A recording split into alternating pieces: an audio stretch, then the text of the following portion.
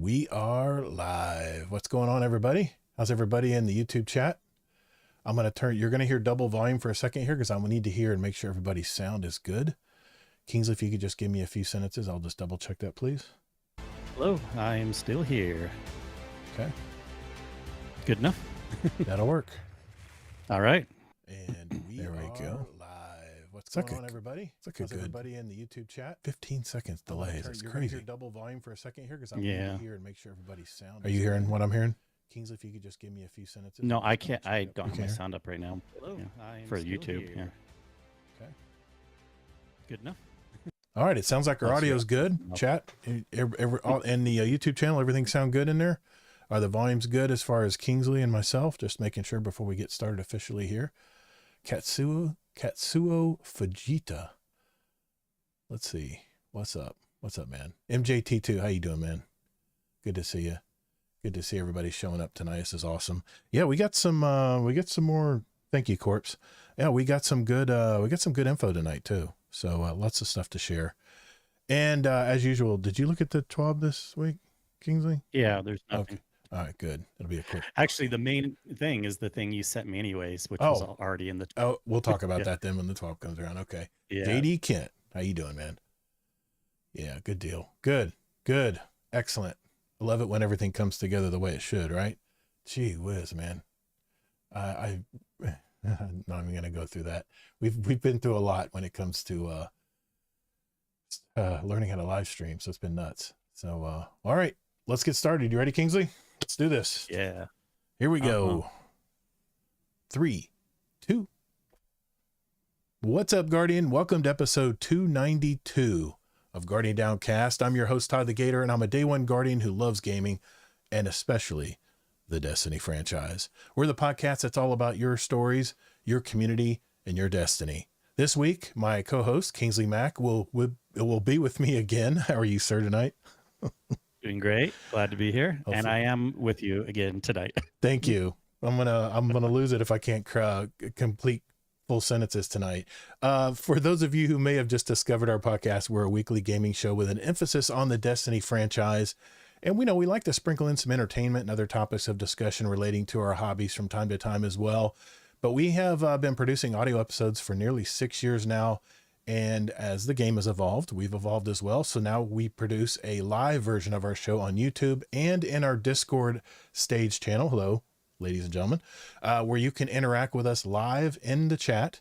Kingsley keeps an eye on the Discord chat and I keep an eye on the YouTube chat. And just a reminder that we do have our shows every Thursday night, 9 p.m. Eastern Standard Time, God's time. We'll also have a replay of tonight's show on my YouTube channel. And of course, the audio version is always available for our podcast apps and listeners out there. Or you can go and listen to our show on a browser. Just go to our website.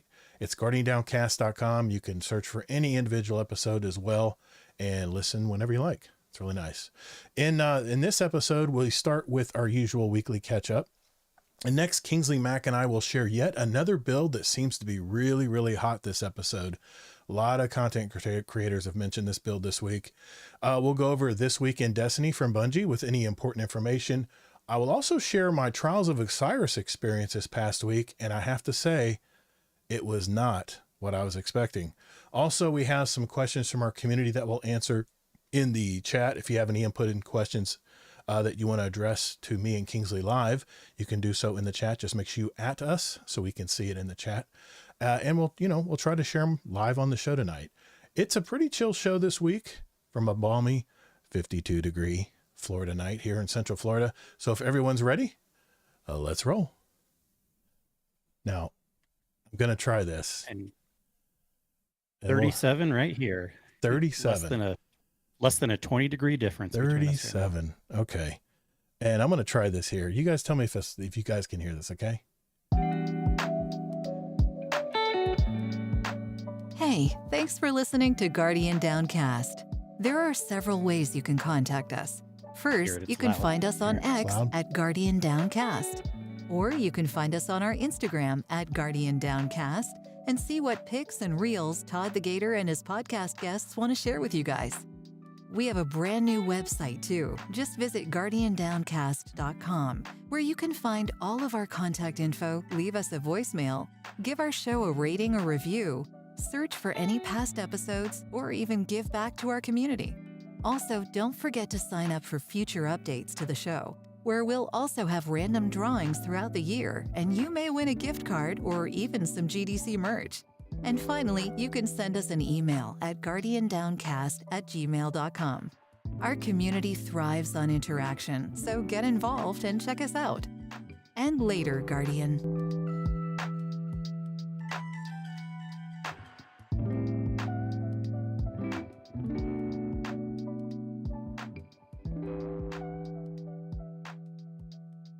All right, this week, what have we been doing, Kingsley? What have we been up to in Destiny this week? I have a feeling we have done very different things in Destiny this week, because I have a feeling I know where you've been.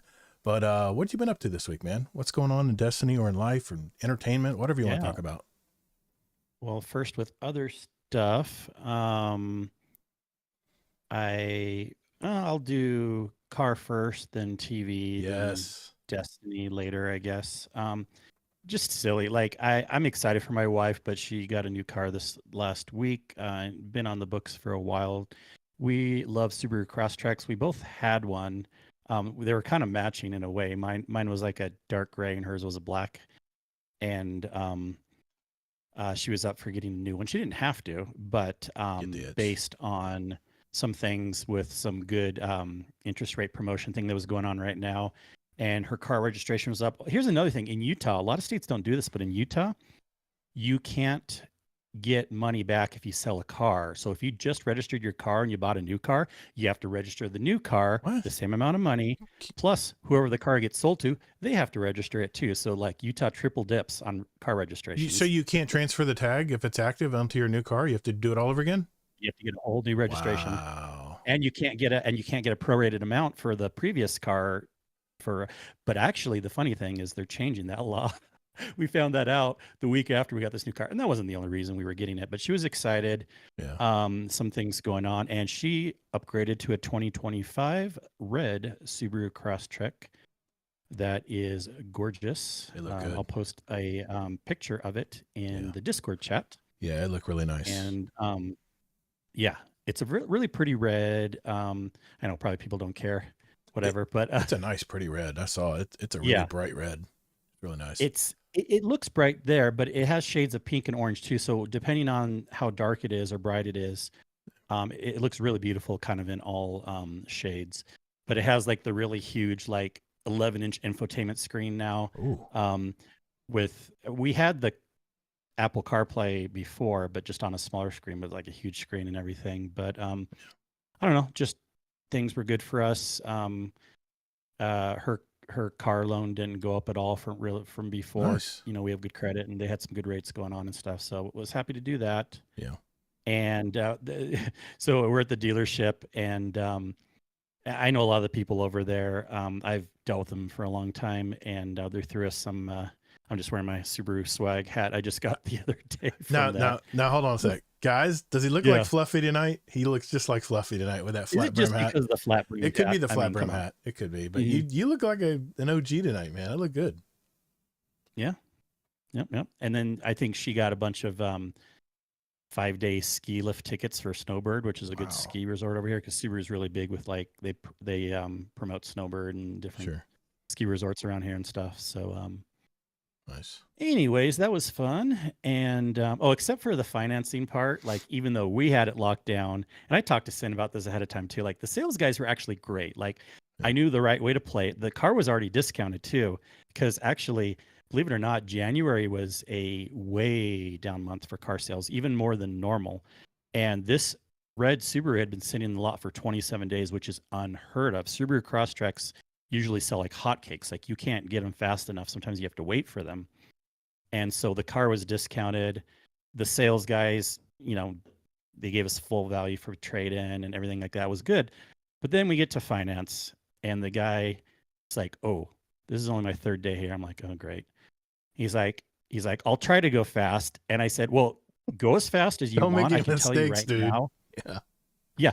Well, I mean, what I meant to say was like, I'll tell you, like, we're as good to go as fast as you can. In fact, I can tell you up front, like, sorry, but we're not going to be buying any of the extra add-ons. We never do the extended warranties and things like that. I don't do that anymore. And I knew he'd be sad because, you know, of course they make their more money if you do that. Yeah. But he's like, well, I have to read through it all anyways. It's the company policy. I'm like, okay, well, again, the faster you can go through it, you'll save your time, you'll save our time. I can see so he's like reading the things. I can see Kingsley like, and we have this offer and no. Next. Yeah. Well, no. Yeah, we have to keep saying no. We have to keep saying no. Me and my wife were kind of like frustrated with that part. Yeah. And they record it now too. They have a video camera in there, mostly to make sure if there's any, it's to protect the customer and to like if lawsuits. I guess there is some complaints where if things weren't filled out correctly and it was the employee's faults. So they're really just bugging the people that work there. But it was funny, like when the guy's reading that, I'm like, no. And I actually turned to the camera and I'd be like, so guys, you watching this after the fact, it'd be nice if you didn't have to read as long of a spiel. Yes. This was just in case this is used as a training video down the road, you know? Yeah. Yeah. I no, what he's not telling you guys is he had an earpiece in with Sin talking to him, and Sin was listening on the conversation. And since Sin is a dealer manager, he's probably like, no, don't do that. No, ask him this. Don't ask him that. Dude, no, ask him this. Yeah. Well, a little bit I know of how an to deal ace with in all finance there. guys for sure, because it's like they just try to upsell you the gap insurance and the car extended warranties. For some people, it's great, but not for us. And you don't generally want to roll that into financing. I mean, I get it. We just don't get extended warranties anyways. But if you did, you could save a lot of money just doing it a different way. But anyways, I digress. I get you. Yeah. And then I wanted to talk about, I saw the SNL 50th anniversary special and I loved it. That was great, wasn't it? That's why I was wearing the shirt tonight. Okay. I got this for, I don't remember, Christmas maybe, I think. And I was like, I got to wear this tonight. What do you think, man? I thought it was done really tastefully. Yeah, I want to know. Because I wrote something in the TV channel about it, but you didn't respond to me yet. But no, I didn't tag you though. But I loved it. The only thing I didn't really love is most of the musical acts were either slow or too long, except for Adam Sandler. I loved the Adam Sandler one. That was Wasn't that good? He almost brought me to a tear when he talked about. It was good. He did an original song. Yep. It was kind of an homage to everything, and he brought his energy with it. It was like funny, energetic, but also emotional at the same time. It was like the perfect song to do. Did have you seen I Love You, his latest special on Netflix? I haven't seen it. It's the best one he's ever done. You got to see it. I was just talking to my wife. I said, you didn't see his latest? You notice he had a keyboardist with him that was accompanying him. Yep. He's the same keyboardist that accompanies him the entire his entire last comedy show. And it's in a club. It's all dark. And it's really funny because there's like, he has supposed to have monitors up, a real visual effect and stuff, and nothing was working. And I think it was all playing. I think it was all staged that way, but it didn't feel like it was staged. You got to see it. It's called I Love You, I think, or Love You on Netflix. Okay. It's his latest, and it's nothing like this is not the Adam Sandler that you're used to hearing. He's not the wacky guy. He's actually serious adult comedy, not the wacky slapstick stuff that he usually does. So yeah. I'll see the card in the chat. I forgot to hit return on the. Yeah, it looks good. Car pictures are now in the chat. I love the color. I love the color. Yeah, but all the skits and everything I thought was really, really good. They brought back a lot of old ones and redone. They had some new ones, and all in all, it was really good. I think I'd give it like an 8.5 out of 10. Debbie Downer, probably one of my favorites. I was laughing my ass off the entire time. She did a great job. And Debbie Downer, of course. Yeah, and of course you had Robert De Niro stepping in for that. I thought they did a great job on that. It was a little fake on the choking, but I was like, you know what? It's a comedy show. But no, you know what? Here's what surprised me though. And there must be something that we don't know about here. I swear to God, I kept telling my wife at the end of it's 3 hours long, by the way. So we watched it in 2 parts. It was long. I said, I guarantee you Chevy Chase is going to close out the show because he's the very first person who started Saturday Night Live. It was going to be a nice bookend, right? Never saw him the whole night. Never saw him. And of course, Bill Hader wasn't there. And of course, Mr. Dan Aykroyd wasn't there. And I imagine that's probably because of health reasons. But man, Bill Hader, it was just scheduling for him. Yeah, he had a he's a busy guy. thing that he couldn't make it for. Yeah, he's a busy guy right now. I've heard, haven't you heard this before? But I've heard no one likes Chevy Chase. Like, he's really difficult to work he's always been a jerk. That's what I've always heard too. And yeah, but you know, so maybe they didn't want him. There he maybe was. They're like, well, you got to show up, but like, yeah, we don't really have a skit for you. I don't know. Maybe. Well, I'm sure. I mean, can you imagine the competition to get everybody's skit in that show? And it was 3 hours long. It's like two Saturday Night Lives back to back. I thought they did a great job. It was tastefully done. And I mean, every part of it was great. Even Paul McCartney finishing out the show was good. He doesn't quite have the range he used to, but it was still nice. It was sentimental to hear him, you know. But I guess I thought that song was a little long, like especially the like a medley in the middle. I'm like, let's go on. But it was like a medley. yeah. And but no, great. I'm glad you mentioned that because I didn't have that in my notes. It was really good. We watched it in 2 parts, and we haven't watched the 3-hour tribute concert. We've got it still on Peacock. We can watch it anytime, but I still want to watch that. It's all the bands that played on Saturday Night Live, or most of them. It's like a reunion concert where everybody plays a set. So it was pretty good. It's 3 hours too, but I just haven't had time to get to it yet, but I've heard good things about it.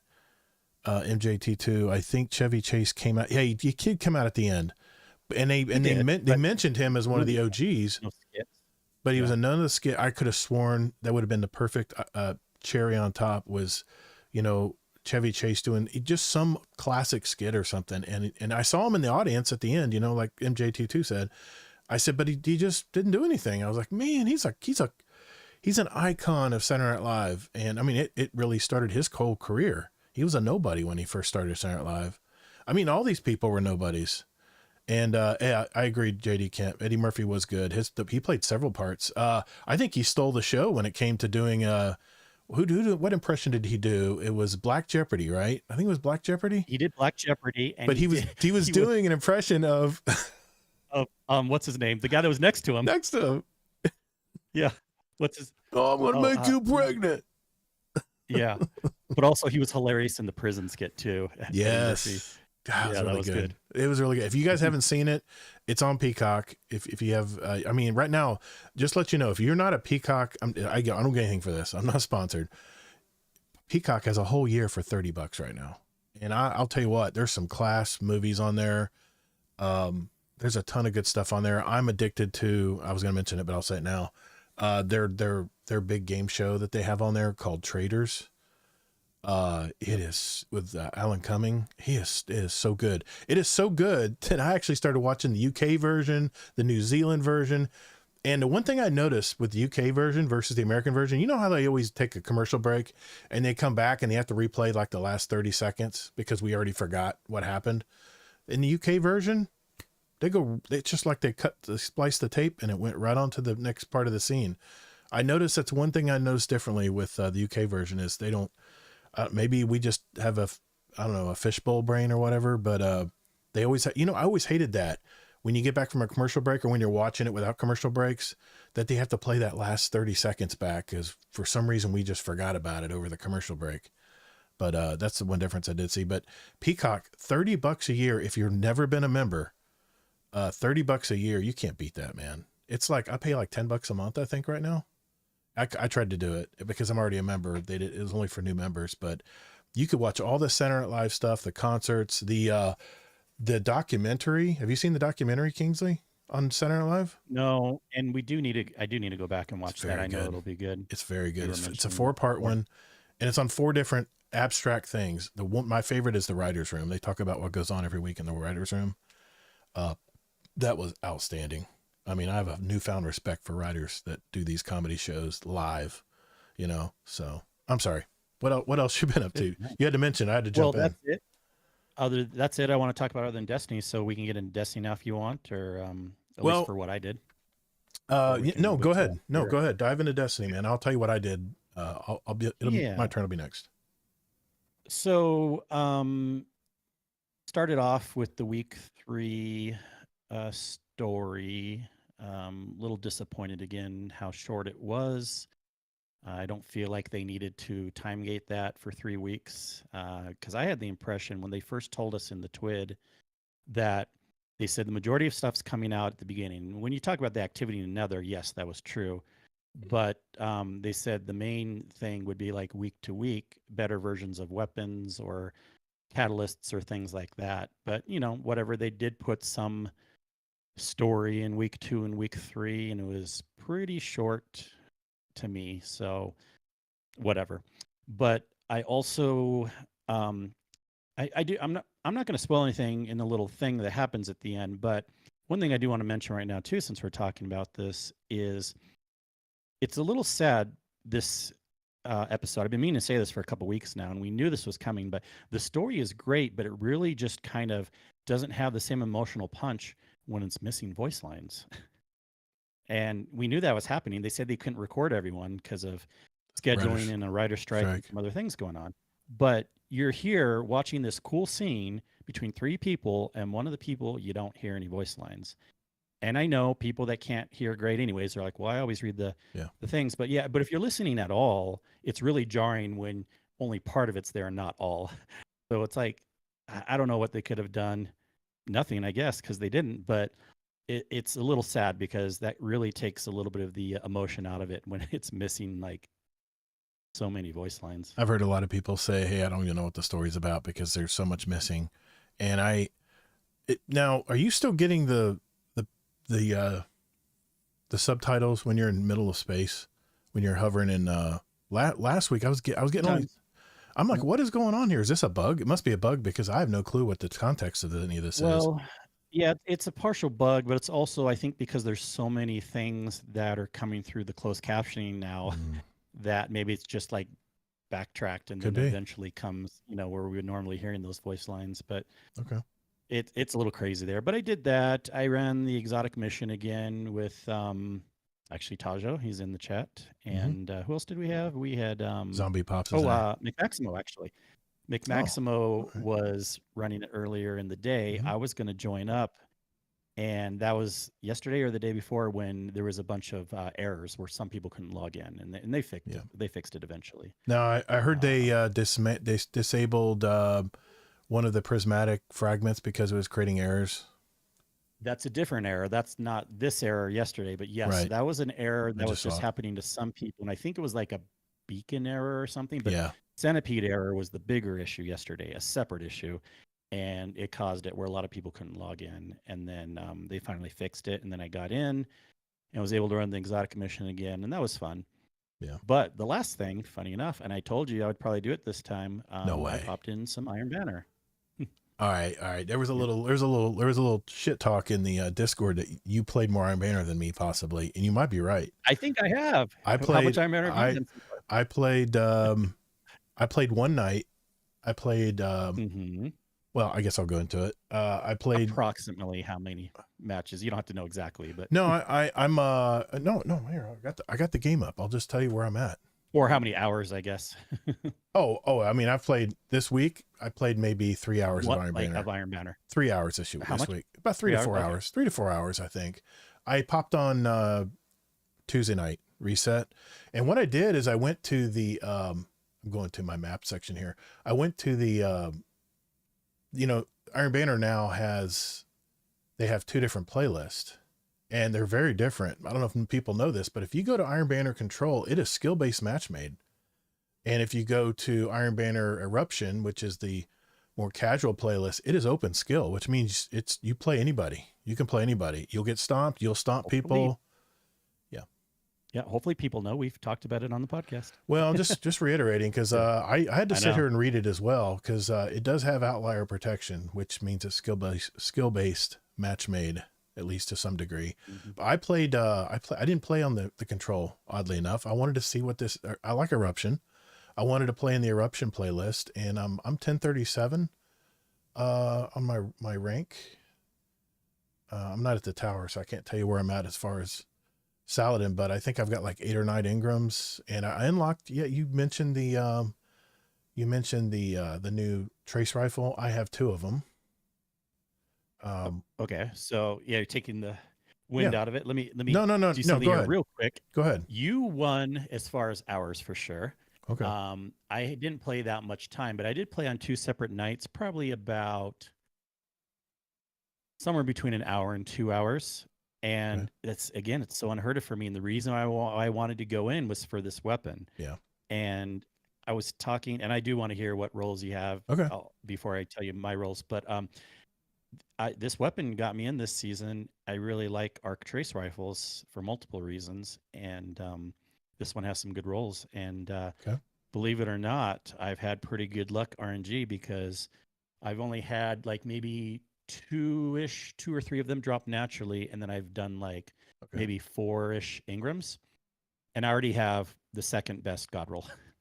Really? So at least for PvE, for what I want. Okay. Everyone's god rolls may be a little bit different. We can talk about that here in a second. But I was talking with Tajo and some other people. Like I think some people had dropped 30 Ingrams and they don't have their god roll yet. But I don't know. I just did regular Iron Banner. I like skill-based matchmaking. It was pleasant enough. I still have my same thoughts about Crucible. I get bored how small these maps are and just running around doing the same old thing, just shooting people. It's boring to me. But I got it done, and I got some weapons, and I might even hop in a little bit more before the week is done to see if I can get my number 1 god roll. Now, what do you like about this weapon, or what rolls do you have or want? I don't. Here, I'll just. Or maybe you don't care about this weapon as much as me.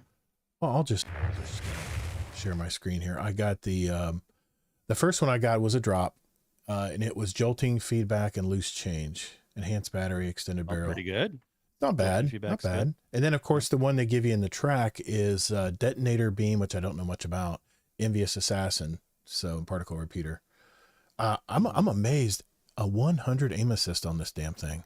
That's amazing, man. I don't think I've ever seen a trace rifle with that much aim assistance. And this one, this second one, the Warlord Spear I have here is 96 stability. I mean, and a perfect 100 recoil. And my other one, I think is, let me see. Yeah, it's perfect. Well, Cold Heart has 90 aim stability when you have the catalyst for it. Right. Okay. But so pretty close. Okay. Yeah. So that's the 2 rolls I have. I have the one that came in the track, and I think that's fixed. And then I have I don't know what detonator beam does, but then I got the one with jolting feedback, which I said, oh, it's an arc meta right now. I'm going to hang on to that one. So yeah. Sorry, Cold Heart also has 100 aim assist and better actual stability than this weapon. Okay. So this weapon's still good, but Cold Heart is even more stable than this. And Cold Heart, correct me if I'm wrong here, when you get multi-kills or a kill with it, doesn't it throw a trace back at you? Oh, yeah. And I'll be talking some about that later. Good. Yeah. We got to build. We got to share with you guys tonight. Yeah. I wanted something that was similar to Cold Heart, a legendary version. So if I don't want to take an exotic slot, I kind of think of this as like a Cold Heart Light. It's not exactly, but if you get it with jolting feedback, then it kind of is a Cold Heart Light. I don't know what loose change is going to do exactly, but you know. Well, what you want for PvE is rewind rounds and jolting feedback or detonator beam. Okay. And I got the rewind rounds detonator beam, but I want jolting feedback for the second perk on that. It's a strange looking trace rifle. It is very large trace rifle. But yeah, I don't love the Iron Banner emblem on it for being a PvE version, but whatever. I'm looking at that much. Oh, okay, so rewind rounds and jolting feedback. Okay, so it's a good roll if you can get that. Okay, I'll keep trying. I'll probably focus on Ingrams for because I've got all the other stuff. Now? Let me ask you: did you get Tenacious Mastery? Did you get some more of those? So no, I didn't care as much about that weapon the last time, and so nice. I don't have any of those because I haven't hopped in Iron Banner for probably months or years. But if I get my number 1 god roll, and if I still have some Ingrams left over, I guess I'll pop some into Tenacious Mastery. Let me see what I have in Tenacious. I've got 4 Tenacious. I have one with Chill Clip Air Trigger. I have one with One for All Reverberation. I have one with Bait and Switch, Impulse Amplifier. And then finally I have one with Chill Clip and Deconstruct. I don't know how strong Deconstruct is these days. I know they buffed it, but I'll have to just look it over. Man, I got so many sidearms, but yeah, I would just say if you said you got a really good roll, you're pretty close to what you want as far as the trace rifle, then definitely focus everything else toward the Tenacious Mastery. And I believe it's in the track, I think. Anyway, you want to get the emblem too. The emblem's maybe badass. In the track, but of course you can put the Ingrams to get it. Yeah. Right. So yeah. Yeah. I tell you what, Iron Banner was a lot of fun. I did the open skill one because I just wanted to see, because I've always played Control, And I figure this weekend I might get with some of the community and play some Iron Banner. Just, open. I'll just go to Gators Hangout. Anybody wants to join and play can just play.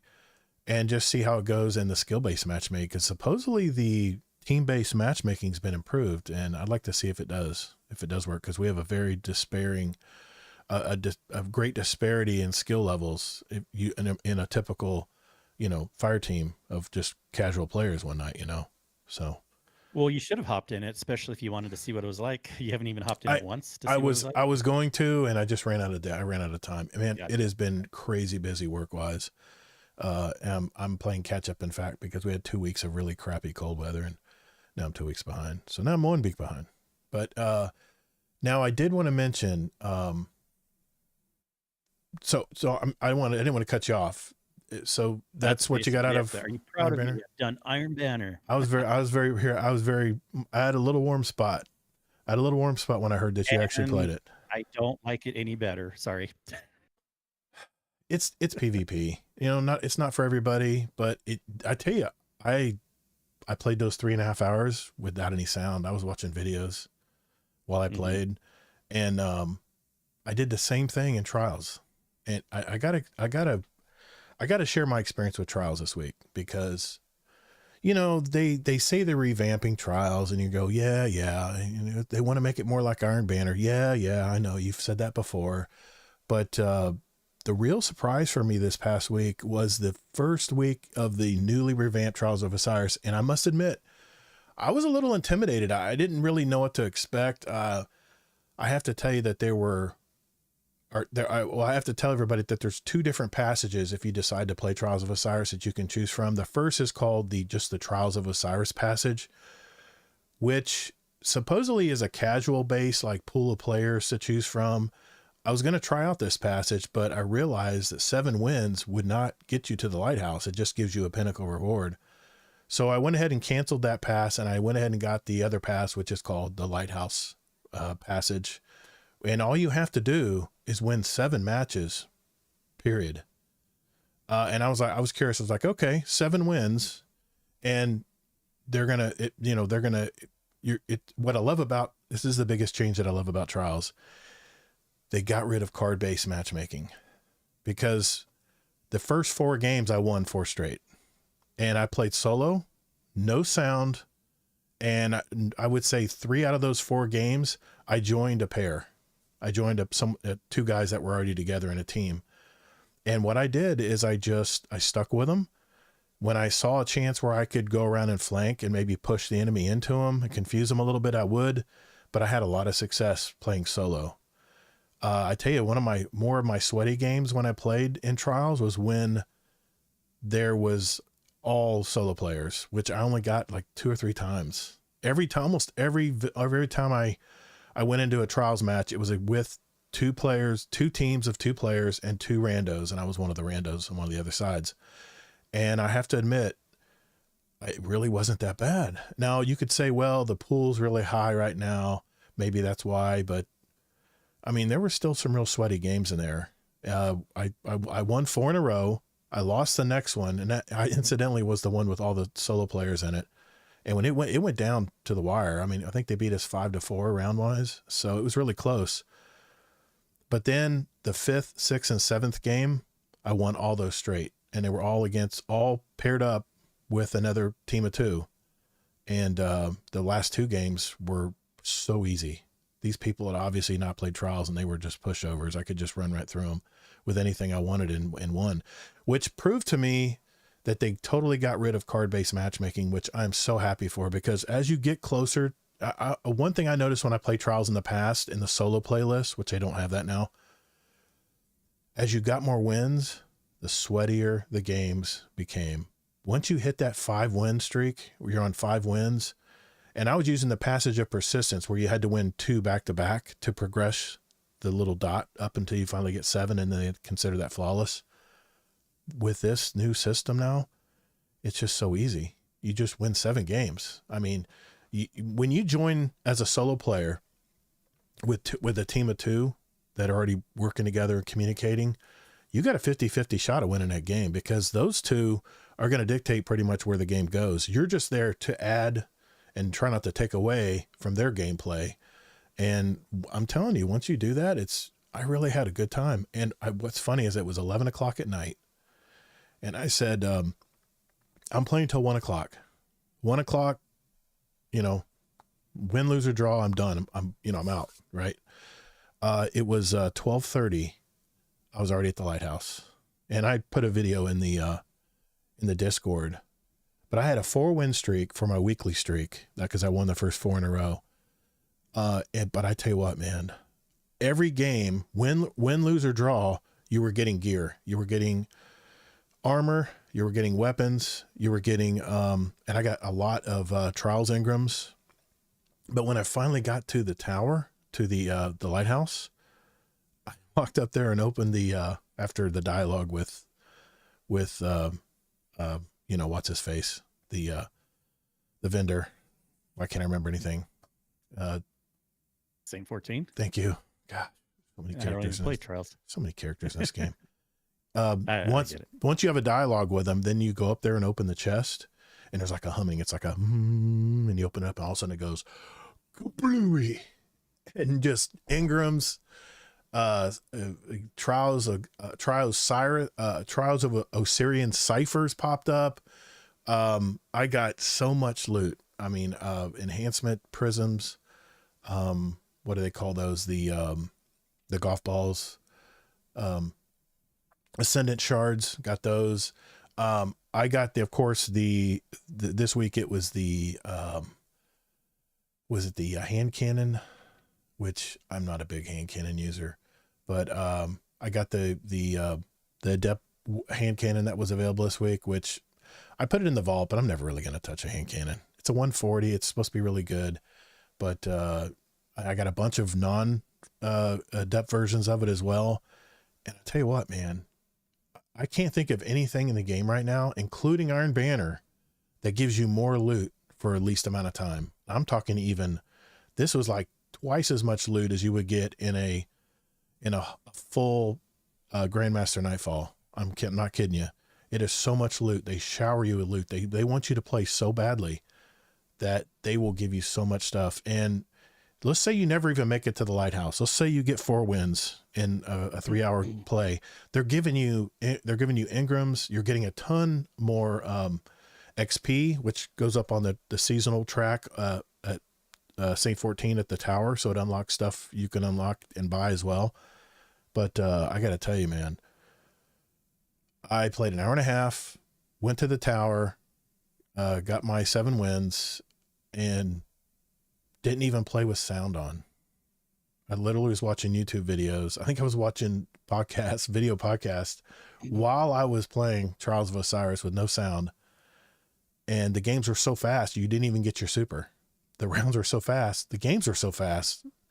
It's the first, 5 matches, first to 5 wins. It's that game type, but the games were so fast that no one even got their super. So I say all this to plead with you, if you've been sitting on the fence and you like the Trials of Osiris weapons. By the way, I got all the armor in that one run, head to toe armor. I'm good to go. So if you've been sitting on the fence and you're like, yeah, Bungie, we hear you that it's, I know you're trying to make it more casual and more fun. It really was fun. I had a good time. So, and I'm not a hardcore Crucible player. I'm just a hobbyist, but I'm telling you, if you jump in, obviously not this weekend because it's Iron Banner week, but next weekend, starting Friday, jump in and just try it.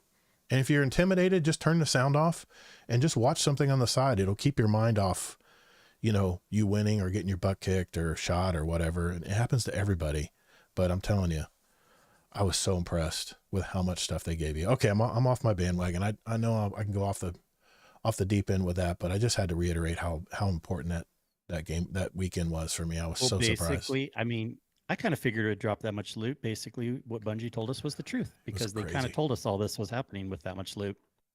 It was crazy when we were going over the Twid. Yeah. And you got, of course, the armor you got at the lighthouse was Pinnacle. And then you went back to Saint 14. You get Pinnacle gear for winning 50 matches, 50 rounds. And then, of course, you get another for 7 wins. So you get 2 Pinnacles there right off the bat, too. So anyway, I just thought it was worth the time. even though I didn't really care about the weapon. I just wanted to experience it and see if it was actually. Now we'll see next week when it comes back if the player base is about the same. But I didn't even look at numbers or anything. But I just had to mention that it was so much fun to play. Good times. And of course, Iron Banner's been fun too. But compared to Trials, I got so much more gear. All right, I'll stop there, because I will go off into oblivion talking about Crucible, because I get real passionate about it. But the numbers for the weekend were kind of like getting up to, on Steam, they were kind of getting up to about 60 to 63,000 each night. So that's pretty good. I mean, because I remember when Trials was down to 2,000 players.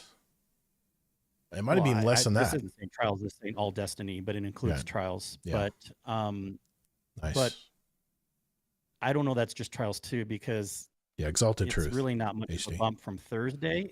Thursday got up to it starts Friday. 2,000. I know, but I'm just saying Thursday to Friday. I'm trying to see the jump. And then Friday, sorry, wait, let me see here. Thursday was the 13th, Friday was the 14th. So okay, so and then it was all about the same. And then even on Tuesday, it kind of was the same. So Trials didn't give it a big bump, but maybe it kept it high.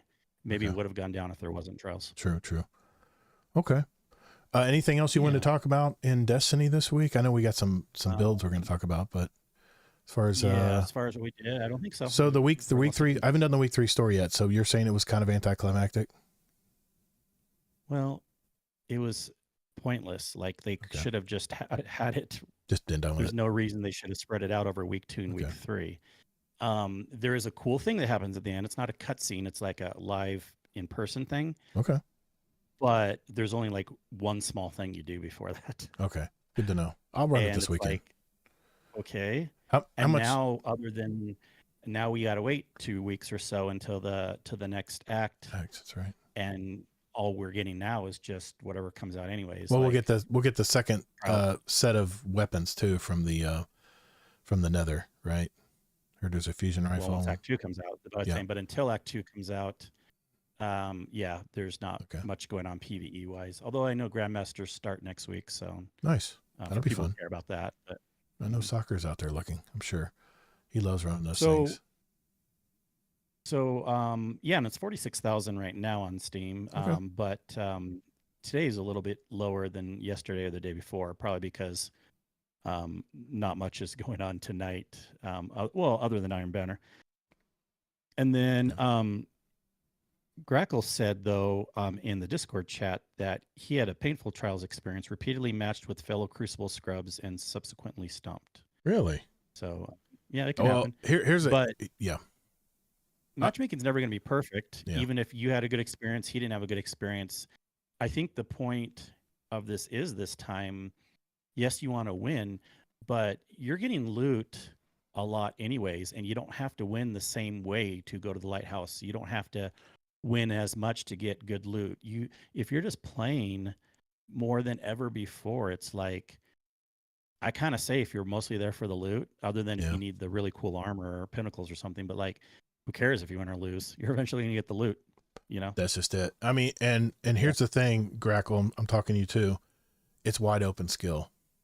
I mean, it is open skill. There's no skill-based matchmaking involved in Trials now. So it literally is, you just had a bad roll. You just had a bad session where you were coming up against, the sweaty players. But I'm actually going to make a video. I don't do videos much anymore unless there's something I'm really passionate about. And I'm going to do a video about how players who maybe don't play a lot of Crucible can jump in solo. And I just want to share some gameplay of how you can help the team you're with and increase your chances of winning. I'm really thinking about doing that. So it's in my head, which means eventually it'll find its way to a video. But I did want to mention one thing. I do have one movie review. All right. Movie review. I had to get that in. I did see the new movie on Apple TV called The Gorge. It is I would say it's a mix of a love story and science fiction kind of mashed into one movie. And it stars two of my favorite actors right now, which is Miles Teller and Anna Taylor-Joy. There are a couple of assassins that are independently assigned to these two towers on each side of this gorge, and by two different countries. Anna Taylor-Joy works for Russia, Lithuania. She's an assassin they use there. And then Miles Teller is an ex-Marine who does assassination hits, and they're both snipers. They both like hold the record for like the longest snipe or confirmed kill or whatever. But it's kind of funny how they communicate with each other, and it's really creative how they do that. But one thing happens where they have to go down in the gorge. And of course, the whole time you're watching this movie, you're wondering what the hell is in this gorge? Because all you see is this big gorge, this big divide with a bunch of fog in it. And you never do see what comes out of it. Well, they do show you early in the movie what tries to come out of it. But then once they explain why these creatures are coming out of there, and I'm already giving away too much, it'll blow you away. It's really a pretty good premise as far as a story. The plot is very well done. But the second half of the movie is all just crazy bonkers trying to stay alive. And think Alien. It was like Alien. You're just looking around for anything to kill you. It's like anything can kill you down there. So it was a really good movie. I gave it 3.5 stars. Good, solid movie. It is now on Apple TV Plus. If you have that subscription or you want to try to do that, try to watch some stuff on there. Apple TV Plus has a ton of really good series. And of course I did see this week's Severance as well, which, man, Severance is just getting crazy. It's just getting wackier and wackier every week. So I'm really liking that show as well. But that's it for me for this week. Anything else, Kingsley? I'm good. That's all for me. I was going to see Becoming Led Zeppelin Tuesday, but I was so tired we canceled it. But we are going to go see it this weekend, I think, or actually Tuesday before our next show. So I might mention it then. Mickey 17 comes up in March, and look out for another Steven Soderbergh movie coming out on March 14th called Black Bag. That is going to be a fantastic spy thriller. So that's one I've seen previews of, and I'm really looking forward to seeing. So, all right. Well, what do you want to do, Kingsley? You want to do the TWAB next, or you want to get into our builds? What do you think? Whatever you want. I mean, you know what? Twit is boring to me. You know what? Let's maybe get out of the way, or I don't know. Yeah, let's do that. Let's okay. Now that we've talked about our week, let's get into this week in Destiny. I promise you, I won't play a commercial break this time. I'm just trying to play with my soundboard this week, trying to integrate stuff. Try a little better. So let me pull up the TWAB. Let's see if there's anything in here worth. Do you want to take the reins on this? Have you already looked it over? Sure. Okay. Yeah. Let me pull that up. Yep. I'll pass it over to you then. I'll chime in when you want me to. All right. I haven't started yet. I haven't started yet. 3, okay. 2. All right. This week in Destiny for February 20th, 2025. And I'm going to pass the talking stick over to Kingsley because I have not read the TWAB this week. I'm just being honest. So Kingsley, what's going on this week, man? Yeah, not too much. The main thing that they have in here is stuff we all kind of found out about already, but in case you haven't heard, there's it was an issue and a bug, but now they're letting it go forward with class glaives and swords update. I don't really care about this, but I know a lot of people might be excited. But basically, what was happening was on the back end, they shifted to a new way of creating weapons and rewards to help streamline some of the development process. And while doing this, the normal class lockouts that they have for exotic glaives and a handful of swords were mistakenly removed. So what that meant was you could run the other classes on your class. I love it. So I always hated that restriction. Yeah. I love these glaives. I didn't used to, but when they buffed them, they're a lot of fun.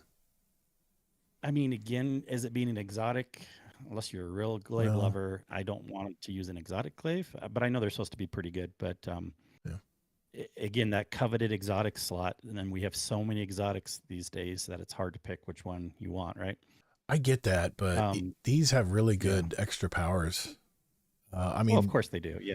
The Warlock one actually has a healing bulb, like a healing orb that gives you energy, and it's like a little portable healer unit. I think the Titan one gives you like a little mini bubble. Yeah, I feel though like we have so many other ways to protect ourselves these days and stuff. I'm not trying to like talk down on them, but yeah. Okay, they're unique. They're novelties. How many people that use them, honestly? Yeah. Other than some names we hear in the Discord that love glaives and stuff, but I don't know. But anyways, okay. They told us that their first reaction were focused more towards fixing the issue, as they wanted to retain strong class-based fantasies within Destiny. But, of course, it's a bit weird, they said, to see a warlock or hunter spawning the mini bubble that the Titan one's supposed to have. But after some discussions between team members, we arrived at a new decision. We're going to let this ride. A fun example of a bug becoming a feature. So I like it. I saw that. I tweeted that. I sent that tweet to you today, and he's like, "Oh, I already got this." Yep. Yeah. Now, a couple things. There will be some weird things, like animations may look a bit weird given that the class-based swords are a bit older, and this can create fun opportunities for players to create videos or art. And class-based glaives open up some interesting new buildcraft opportunities, so I guess that's some cool things there. Basically, they said that don't expect this to always happen. If something happens again in the future with another thing that shouldn't be unlocked in your character, but for whatever reason they decided to let this one ride. Yeah, we're not getting another laser weekend, guys. Remember that? Yeah. So I mean, it's not like I really think if for some reason we could use Titan armor on warlocks and vice versa, they would probably fix that. Well, we can. It's called the class item. Well, yeah, but I mean like the actual pieces so that they look different. I was just being a pain in the ass. Your body. Yeah. Well, but yeah, I know, right? The class item thing's pretty good. Yeah.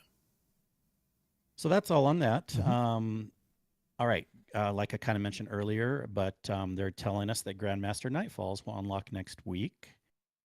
And if you like to get your Conqueror title, and it'll be the opportunity to earn the reprised palindrome.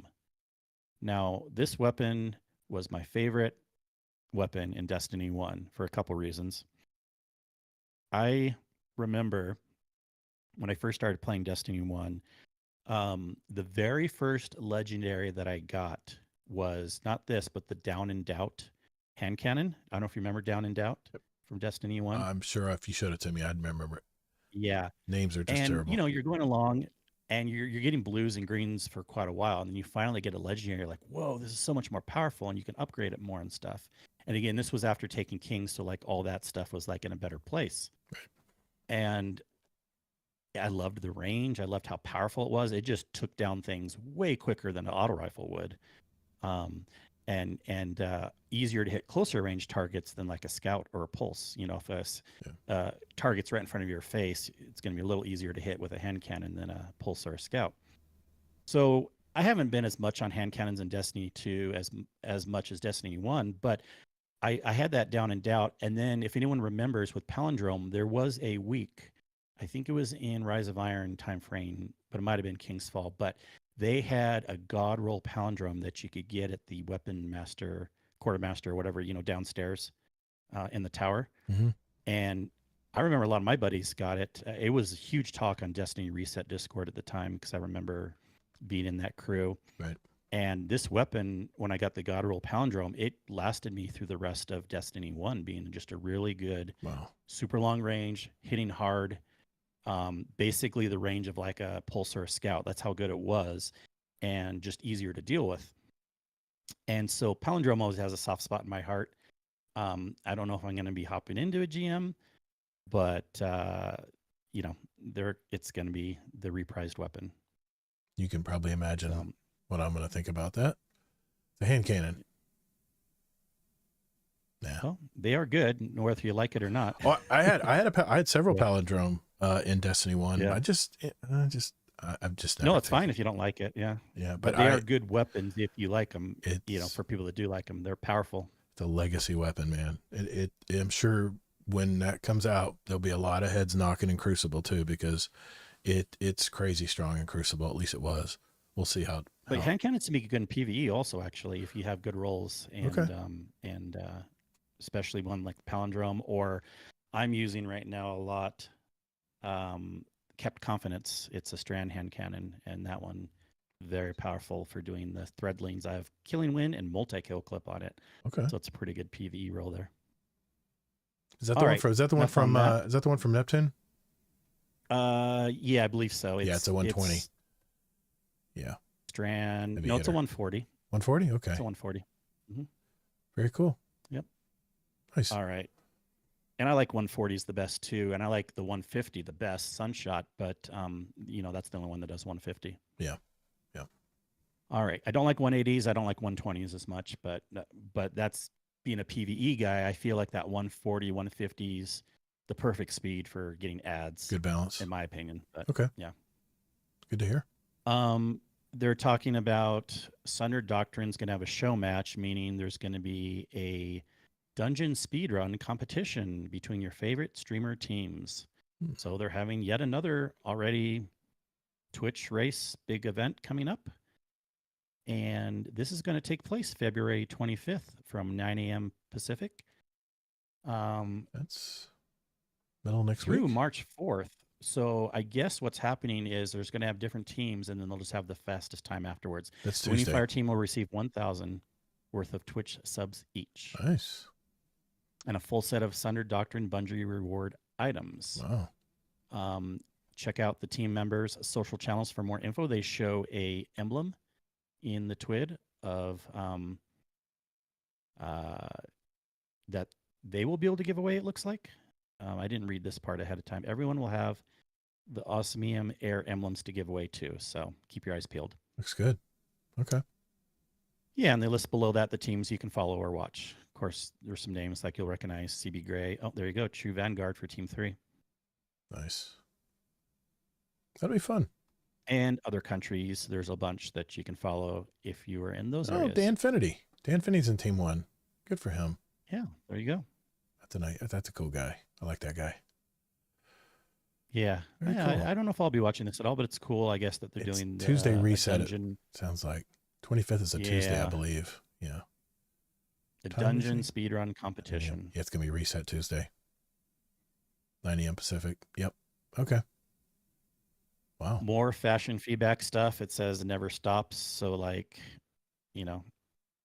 we don't have to go through this because we haven't gotten through it in the other weeks. But yeah, I mean, you go to Bungie.net. They have these are like themes for armor, and they give you they give you the theme name, and then they give you like what they try to visualize what it's going to look like, and you can go to and vote on it. Yeah. Yeah. Show us your Heresy fashion below that. It says, it's time. Put on your favorite getup and show us your best fashion statements. And they talk about the themes, which we had above that. And they tell you the colors you can use. I mean, as what they recommend for main colors, but you can use others in the background and everything. So just look through it if you're interested. And they'll pick the winners and share them out on social media channels in the next few TWIDs. You have until March 6th. Okay. All right. Player support report. See, there's not much going on here this week, but shit's broken. Good night, guys. Talked about this. Sorry. Yeah, I know. Good night. But February 22nd is this Saturday. So if you're listening to this live, but that's going to be the redo on the contest mode because remember PlayStation was down. So you have an opportunity to go back in for that. Okay, this is interesting. Do we know what the curio of the 9 items are for yet? I've got one in my inventory. I don't know what it is. I have no clue. Anyways, they fixed an issue where they could lose their curio of the 9 items if sent to the postmaster or stored in the vault. While we have nothing to say regarding their purpose, we're investigating a way to return those lost curios back to players. So we don't know yet. Gosh, you can get 9,999 of them. An enigmatic token of favor containing markings of the 9. The 9 do not wish to reveal the purpose, seeking your favor yet. While this item does not currently, you know what? You said there was a big gap between now and Frontiers. I wonder if they're going to be giving this stuff away for some special event. I'm looking way too. Why are they giving it now? Because you get them in even this X. You get them from the seasonal challenges. That's how you get them. So when you do the seasonal challenges, they are a reward. There's like one per week that you can get, or however many they drop, but one option per week is what I've been noticing so far. Okay. All right. Other than that, there's a whole list. Anything look interesting to you? Shit's broken. Otherwise? Shit's broken, man. There's always shit broken. I mean, my God, we're still getting. I mean, I'm getting tired of the damn weasel errors and all these errors we keep getting. Every week it seems like there's another error popping up, but yeah. There's some nice art of Eris here. Yeah, it looks really nice. Yeah. Really nice Eris art. Yep. And a video, of course. I haven't checked it out, but check it out. It says poor raid bosses. They won the last dungeon race, and they're back with a vengeance against some of the tough raid bosses. So that could be fun to watch. Oh, okay. Very good. Okay.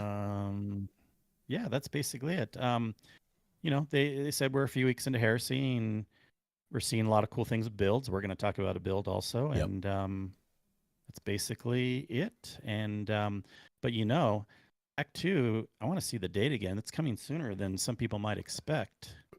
We're in week 3 of Heresy, so I think we have one more week, right?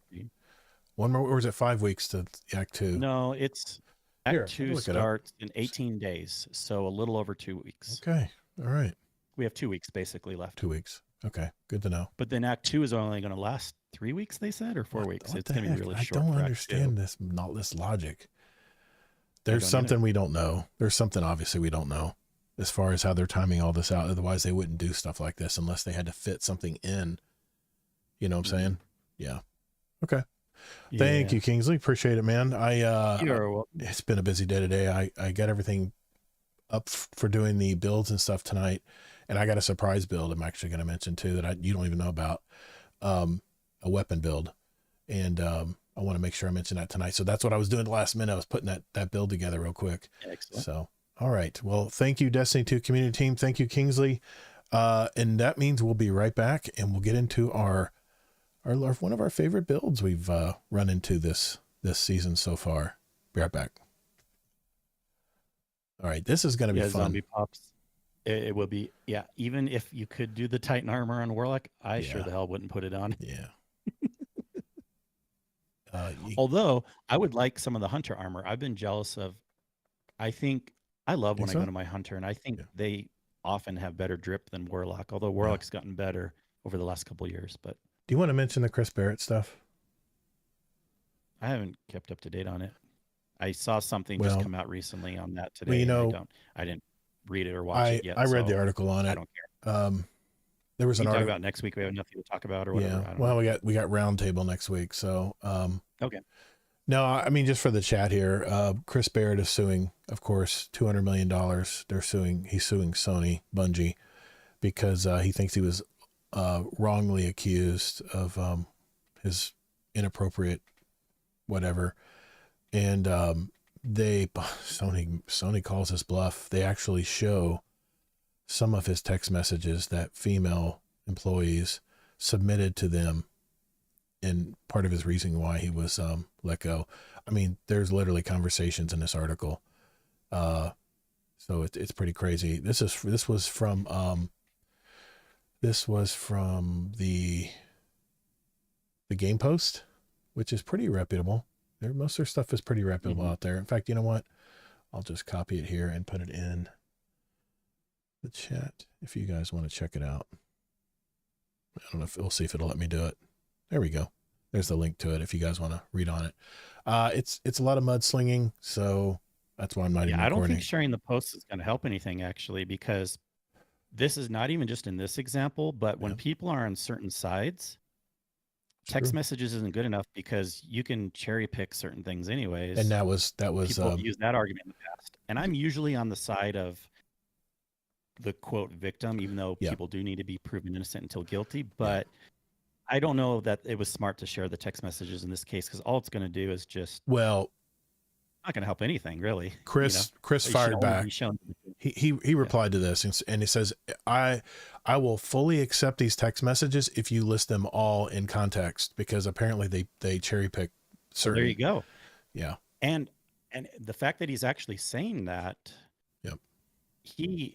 because he knows that they could potentially, so he wouldn't dare say that if it wouldn't protect him. They didn't sound text messages. So They, I'm not saying I'm on his side. I'm probably I'm not neutral. sure, more not on his side, but I don't think it was smart for Sony to do this in this situation. I don't know how it's going to turn out, but what they did show in text messages was not very did not make Chris Barrett look good. Anyway, of course, yeah. All right, we'll get rid of that article. All right, it's too early to say. It's way too early. Like putting this is like not going to help anything. It just has to go to full quarter, whatever it's going to do. Exactly. With text messages, and then we'll figure it out. Yeah. All right. This is going to be fun, man. I came across this article actually. I've not seen any of the content creators videos on this build. Apparently it's really hot right now, and Kingsley is going to add to what I'm going to talk about here, but I'm going to share my game screen here because I've already got. I do want to say real quick, and I'm going to let Todd take the reins with this at first, but hold on. Let me mention. I'm sorry. Let me hit record. I'm sorry. I'm going to record because podcast. So here, 3, 2. All right, Kingsley, let's get into our build here. You had something you wanted to say about it before we got into the build here. I'm going to share my screen. We were talking about this when we were planning the show, and this is actually a build I was going to recommend last week, but then at the last second, I decided to do a new build just to kind of switch it up, and because I wanted to have something prismatic that would maybe appeal to Todd or other people that don't want to try Arc, but I kind of regretted not doing this build because if anything, it's gotten even more popularity. I switched back to it. I don't like the build I recommended last week now that I've tried it more. And you were going to mention it too. And I'm telling you, people, the fact that Todd saw this, I still love this build. All the streamers are talking about it. This is a hot build right now. This build is all about infinite supers. I mean, it's really what it comes down to. And I'm going to share my game screen here real quick. So bear with me here. I'm going to see if I can make sure this works the way it's supposed to. And hopefully you guys can still hear Kingsley. I have my game on. Oh my God, Elmer Fudd Games. What are your thoughts on Subaru? I don't like it. And they made me wear this hat because I didn't pay my car payment on time. I'm just kidding. I love my Subaru. Good to see you, brother. No, we're going over a build here, Elmer Fudd. I know you're not playing a ton of Destiny right now, but it is a good time to be a Warlock right now because, my goodness, they have got some builds that are just crazy right now. This build is based on a couple things that have been buffed. Geomag stabilizers and Delicate Tomb are the two main things that you need to know about in here. And the thing with the Geomag stabilizers is they have a perk called Close Enough.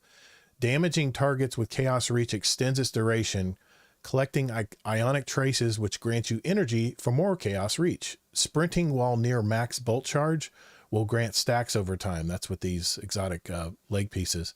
Trader's Vessel fires a wide horizontal spread when shot from the hip. Final blows with this weapon have a chance to generate ionic traces as well. Powerful foes and opposing guardians always generate ionic traces. This is the Delicate Tomb. What do they call it? A heavy burst? I'm trying to remember what they called this. I think they called it a heavy burst. Let me see here. Well, it's called a. Does it really say what kind of? It just says Trader's Vessel. It's very unique. Yeah, it's and I actually because it has a horizontal spread too instead of a vertical. It's never a good time to be a Warlock. Yeah, it's always a good time to be a Warlock. And then of course, Tempest Cascade, collecting an ionic trace overcharges the weapon's next shot, jolting targets on hit. I do have the catalyst for this as well. And that's the one what they're talking about. Collecting ionic trace partially reloads the magazine from reserves as well, in addition to everything I just said. So this build is based on these two things, the Geomag stabilizers, and you see I got my weapon surges on, Kingsley, and also the Delicate Tomb. These both are going to be working together very well. So the first thing we need to look at here is, of course, the aspects and fragments, right? So looking at the aspects and fragments. First of all, just remind people this is a Arc subclass, not prismatic, so you got to be on Arc. It is Arc. Yes, it's definitely Arc. But if you look at the subclass here, there we go. I don't use a mouse much. Here we go. The first aspect you want to use is the new Ionic Sentry Accumulate stacks of arc bolt charge while you have bolt charge. Sustained weapon damage generates stacks of bolt charge. At maximum stacks, any ability damage increases a powerful bulk of arc lightning at the target's location. Receiving a stack of bolt charge grants you melee energy. And it also has blind. Combatants are disoriented and cannot fire their weapons. Opposing guardians, HUD is removed and their vision is obscured. I've gotten blind before in Crucible, and it is not a good place to be, let me tell you. So Ionic Sentry, this is the new arc aspect. You have to go to Ikora if it's not lit up. You have to go there and purchase it to get it, because it's one of the new ones. And the second one is one that's been around a while, called Electrostatic Mind. Your movement speed and weapon handling are greatly increased. After sprinting for a short time, your movement speed is further increased. Repeatedly defeating targets with arc damage makes you amplified. And of course, arc traces. You get a bolt of pure arc energy that travels along the ground seeking toward its creator, which is you. When picked up, ionic traces grant ability energy. You have Jolted. The target is energized with destructive arc light. They take additional damage when jolted and chain lightning to nearby targets. Jolt damage causes overload champions. You know how fun those are. Those will be stunned as well. And then you have blind again. It works very good on unstoppable champions if they get stunned. So this is just packed with goodies right here. So let's get to the fragments. First fragment you want to have is Spark of Beacons. While you're amplified, your arc special or heavy ammo weapon final blows create blinding explosion. And guess what we have? We have a special. Oh, and I have a heavy as well. This is just one of my hullabaloo from, was it Guardian Games, I think? This is a really good compressed wave frame grenade launcher as well. I just threw that in there just for shits and giggles. But this is, of course, what you're looking for as far as tying into that fragment. Okay, the second one, and they said this pretty much, the second one you need to have for this is Spark of Discharge. Arc weapon final blows have a chance to create an ionic trace. Collecting an ionic trace grants you a stack of bolt charge. You are penalized 10 strength. And then finally, Spark of Frequency. Melee hits increase your equipped weapon's reload speed and stability for a short duration, while amplified, the effects of are increased, and you gain increased stacks, of bolt charge from all sources. So, and there was one here that you could put in wherever you want, but I like this one. It's called Spark of Ions. Jolted targets, defeating a jolted target or defeating a target with bolt charge creates an ionic trace. So you're going to have all these ionic traces just keep coming back to you. Just keep refilling your super, keep refilling your special, because you have that catalyst on this weapon, and it's going to keep increasing all your abilities. So you're just going to be a one-man wrecking crew with this build. It's going to be really nice. So, those are the 4 that I am using right now. But also wanted to mention too, as far as grenades, you can use any grenade you want. I like the pulse grenade. This ball lightning, which is this melee you talked about last week in your build, Kingsley. I haven't used this a whole lot yet. I need to practice using it, but you basically have tickle fingers if you use your melee a certain way when you're running. When it goes really far. Do you have to slide to activate it? No. Wow. I gotta try this. Far. This gets me excited just looking at this. So, and then of course, whatever jumps, and if you want more, empowering riff for more power, or you want to heal, I recommend healing. But, yeah, these are, this setup right here is just an arc making machine. And, Kings, I don't know if you want to add anything to this. Let me go back to the thing here. Yeah.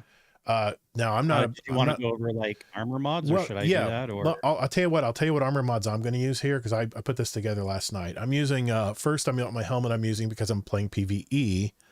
I've got Arc Siphon because that'll create orbs of power when I kill multiple enemies with arc weapons. Which, guess what? I'm using an arc weapon. Special ammo finder just because I had the room to put it in there, so that'll give me more special to drop to refill my special weapon, which is again the Delicate Tomb. And then I've got stasis siphon because I'm using one of my favorite auto rifles right now, which is Fair Judgment. This was the seasonal weapon for all the activities, And on this weapon, you can go with Tombstone, Rhyme Stealer, and you basically create stasis crystals. And when you crush them, you get frost armor. So you get even more resistance there. So that's why I like using this as my primary. Doesn't have quite the range of like a scout rifle, and I'm sure you probably use a scout rifle here, Kingsley, but that's why I have the stasis siphon here. If I kill multiple things with my stasis rifle there, I'll get orbs as well. For my my gloves, I've got arc loaders, and I've got bolstering detonation. All that bolstering detonation does is I get more class ability energy when I cause damage with a grenade. It's kind of a no-brainer. On my chest piece, arc damage resistance, solar damage resistance, and if I'm going to be up close to like some bosses that like to stomp, I like having concussive dampener on. So, and of course on my geomag stabilizers, I'm using arc weapon surge, Kingsley. 2 arc weapon surges for DPS. Good. Be sure you keep them on next time you raid. Yes, I will. I'll bring this in just for you, buddy. I tell you what, the Kamehameha, or whatever, Kamehameha, or whatever they call this super, I have so much fun. I have so much fun using it. It is so much fun. I love it more than the Nova Bomb because you literally are just a beam of pure energy light shooting at the target, and just the visual of that, and they've actually improved the visual, because it was hard to aim it because the way you're floating in the air in third person, it was hard to see where to shoot it. They've improved that as well. So, and I pretty much keep the same stuff on my bonds, bomber, distribution, double bomber. And of course, if you're going into PvE, you got to have 100 resilience. You want to have 100 resilience to make sure you're the most tankiest person in there. And mobility is not quite as important, but it's good to have high recovery, because I'm a warlock. That gives me more of my class ability, my riffs or whatever I decide to use there. So that's pretty much the way I put mine together here, Kingsley. Do you want to share how maybe you would do things a little bit differently? Yeah, it's similar-ish. And the thing about this build, there's a lot of ways you can do it, but we really just have to stress again, if you haven't tried Arc Warlock this episode in this act, and more people have. I was talking to some people the other day, and they were having fun with it too. And again, because like the Chaos Reach Super is excellent, especially with the additional buff that Geomag Stabilizers got. It lasts so freaking long. It's really powerful if you stay on target. Sure, it's not a one and done, but because of the buff that it got, I think it puts out more total damage output. You're just losing some time on, compared to other things like Nova Bomb or whatever, but you're just losing some time on being able to switch to another weapon. So maybe it's not total damage compared to the weapon part too, but this build is just amazing. When you're using it, I've had times where my super comes, I use it, and then it comes back like 20 seconds later again. And so that alone can give you more total damage output. Of course, it depends on all the ads around you and if you're getting the ionic traces and everything. But it just keeps coming back and coming back. And I love the Amplify. And I want to talk about some slight differences that I'm doing. But first of all, I have been using it with Delicate Tomb also. I think that's a very good option for it right now. You can also run this really well with Cold Heart. I was running it originally with Cold Heart. And it kind of just depends on, with both of these, with putting on Special Ammo Finder, which you definitely want. I think Delicate Tomb is the better overall utility version, but Cold Heart is maybe better if you're going to be dealing with some longer range stuff, because of course Delicate Tomb being a fusion rifle doesn't work well with longer range stuff. Now, of course, you could say, well, that's what my primary weapon would be for, but again, I'm talking about just a cool Cold Heart's just such a good special weapon with that range, with that distance. On a couple other things I want to mention, the Onyx Sentry, for people that haven't tried that yet, that's that new arc turret thing that blinds enemies. And it'll also blind you if you get too close, by the way, so be careful on that. JD Kent was just saying that. He says, be careful, if you throw it too close, you'll blind yourself. No, I don't need to do that, especially if I'm on stream. This is a really good, this is better than the ones we had in the past, because this works like Gambler's Dodge, where basically it charges up and it gives you this turret that you can throw out, but it doesn't take your grenade. So you can throw this out, and then you can throw out a grenade right after it or before it or whatever. So that is excellent. You can use this and your grenade. You don't have to convert your grenade. You don't have to swallow your grenade or use your grenade or anything like that. And Ionic Sentry is even bugged right now. And this build is amazing even right now. And it's going to be getting even better because Bungie admitted that some of the synergies with Ionic Sentry don't fully work yet. So if this build is already this good right now, it's being buffed. It's being nerfed right now. Jeez. Wow. Yeah. This build is technically nerfed right now by at least a little bit. On the fragments, it's kind of like what you mentioned. Those are good ones. Now you can, and there's an article that goes along with this too, but you can swap the Spark of Beacons and Spark of Shock are not required for this build to work well. No. If you want Cold Heart, you definitely want Spark of Beacons because Spark of Beacons works really well with that. But definitely at least do Spark of Frequency and Spark of Discharge. Now, what I did instead of Shock is Spark of Resistance because this gives you even more damage resistance. This is an additional 15%. Okay. So if you think about this, we have this Warlock's 30% damage resistance if you are doing the 100 Resil, right? Which you should do. Like Gator said, like make sure you're at 100 resilience. Then when you're amplified, you get another 15% resistance on top of that. Plus you get another, in theory, buff because they also buffed something where ads don't lock onto you as easily anymore when you're amplified, they said. So that in essence is like a damage resistance too, because if the ads aren't hitting you as easily. And then with Spark Resistance, that's another 15% damage resistance buff on top of that. So there's times where I'm running this build where I feel like invincible. In fact, I've been playing a little too reckless and going in like a Titan, like Sin or things like that. And I've died a couple times when I'm like extremely careless, but this build, you can feel like a god if you play it right. Wow. This looks fun. I'm running with Delicate Tomb, and then I'm running it with Watchful Eye for the heavy right now. That's the new seasonal machine gun, and I have that with Jolting Feedback, so it synergizes really well. It's an arc machine gun, and it synergizes really well with this build. Okay. Yeah. For my primary, you can use whatever. But I'm using right now Kept Confidence, the Strand hand cannon, like I mentioned earlier. From Neptune. Yep. For the helmet, I actually recommend, you mentioned Arc Siphon, but you can actually use Harmonic Siphon and save energy cost because yes, thank you. No, so actually I did. I did use Harmonic Siphon. It just shows up as Arc Siphon. Yeah. Oh, gotcha. Because it only costs it's half the price. Yep. Or a third of the price. I use Harmonic Siphon, and then I actually use Kinetic Siphon for the other one because that's where the other kills are going to come from. Right. But I think it's really important to have a special ammo finder on the helmet because whether you're doing the Fusion or the Cold Heart, since that arc is so important on your build, you want to have as much ammo as you can. So I really recommend a special ammo finder. And then of course, if you have the catalyst that done on this, you'll get, as an Ionic Trace comes, it'll actually partially reload from reserves as well. So you won't have to reload as fast too. This might be really good for like DPS. Yeah. For the arms, I actually use Harmonic Loader because you get even a faster reload. I did too. Impact induction and focusing strike, but you can vary those a little bit. Whatever you decide to use there. Yeah. Of course, for the chest piece, the resistance is, of course, for the boots.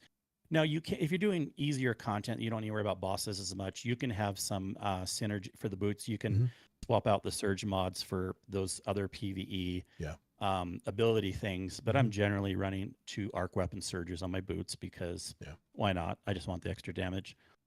And then the bond is just basic. I mean, there's some variation there. I'm using Reaper, Powerful Attraction, and Bomber. Got you. I really like the Powerful Attraction because nearby orbs you can get them. I should probably put that on. That makes sense. Because what happens is when you use your in this case my Rift, it'll suck all the orbs right to me. Makes it really nice. Anything that's close by, it'll bring it right to me. It's really nice. Yeah, that's a good. I changed that over. That's actually a good idea. Yeah. So Reaper, Powerful Attraction, and Bomber for the class item. But you can play these how you want. The most important thing is like this is a flexible build. You don't have to do any like crazy. Do this step 1AB, then jump up in the air, then slam down and do step 2, then do step 3. Oh, and then you have this energy. No, it just kind of works as long as you're using your arc weapons. You're getting the orbs, you're getting the Ionic Traces. Be sure to throw out your turret when you have it. throw out your grenades. I use pulse grenade too. I like that one a lot. Yeah, it lasts the longest, I think. Yeah, yeah. This build is so fun, and I'm glad because I like switching the subclasses when there's reasons to, and I've had a lot of fun with Prismatic, and I'm sure I'll be switching back to Prismatic soon enough when some other cool build comes out. But I've always liked Arc. If anyone's listened to me on this show or in Guardian Hub, I've mentioned even in the past, like I promote Arc more than other people because again, the Amplify is, I think, the best part about it. When you're amplified, you move faster. Yeah. You have damage resistance because the ads aren't hitting you as much. It's kind of like another way to deal with staying alive. And once you get used to Amplify too, you get annoyed when you go back to the other subclasses and you can't get that faster speed because you get so used to it. Very true. So yep, very true. Yep. Great build. Yeah, we both. Yeah. Have you tried it much? I haven't tried it yet. I just found out about it. I was just reading an article, and then you said, "Oh, this is very much like what I'm talking about." I was like, "Well, this must be." And he says, "Yeah, a lot of people have been talking about this build right now." So I'm like, "I haven't used this new aspect yet." So explain how it works again? How this aspect works? You actually throw out turrets? It charges up. Again, the actual words is you get it charged up by just having kinetic or arc weapon kills. So that's easy with this. Easy PvE. And then you'll see your grenade turn to another icon that looks like an upside down U with like a little key in it. Okay. But when it's charged up, you don't do anything special. You don't hold or swallow your grenade. You just throw it out and it throws out the turret. But again, it doesn't take your grenade. Then you can throw your grenade right after that. Oh my God. Really? Oh, that's so much fun. That's going to be so much fun to use. Yeah. Wow. So, oh wow. Okay. That's pretty cool. And the turret just shoots electric energy, or is it freeze, or what's it do? Yeah. My turret's freeze. No, it's electric. Yeah. Wow. That's so cool. Okay. Well, I'm glad we researched that because man, that looks fun. Yeah.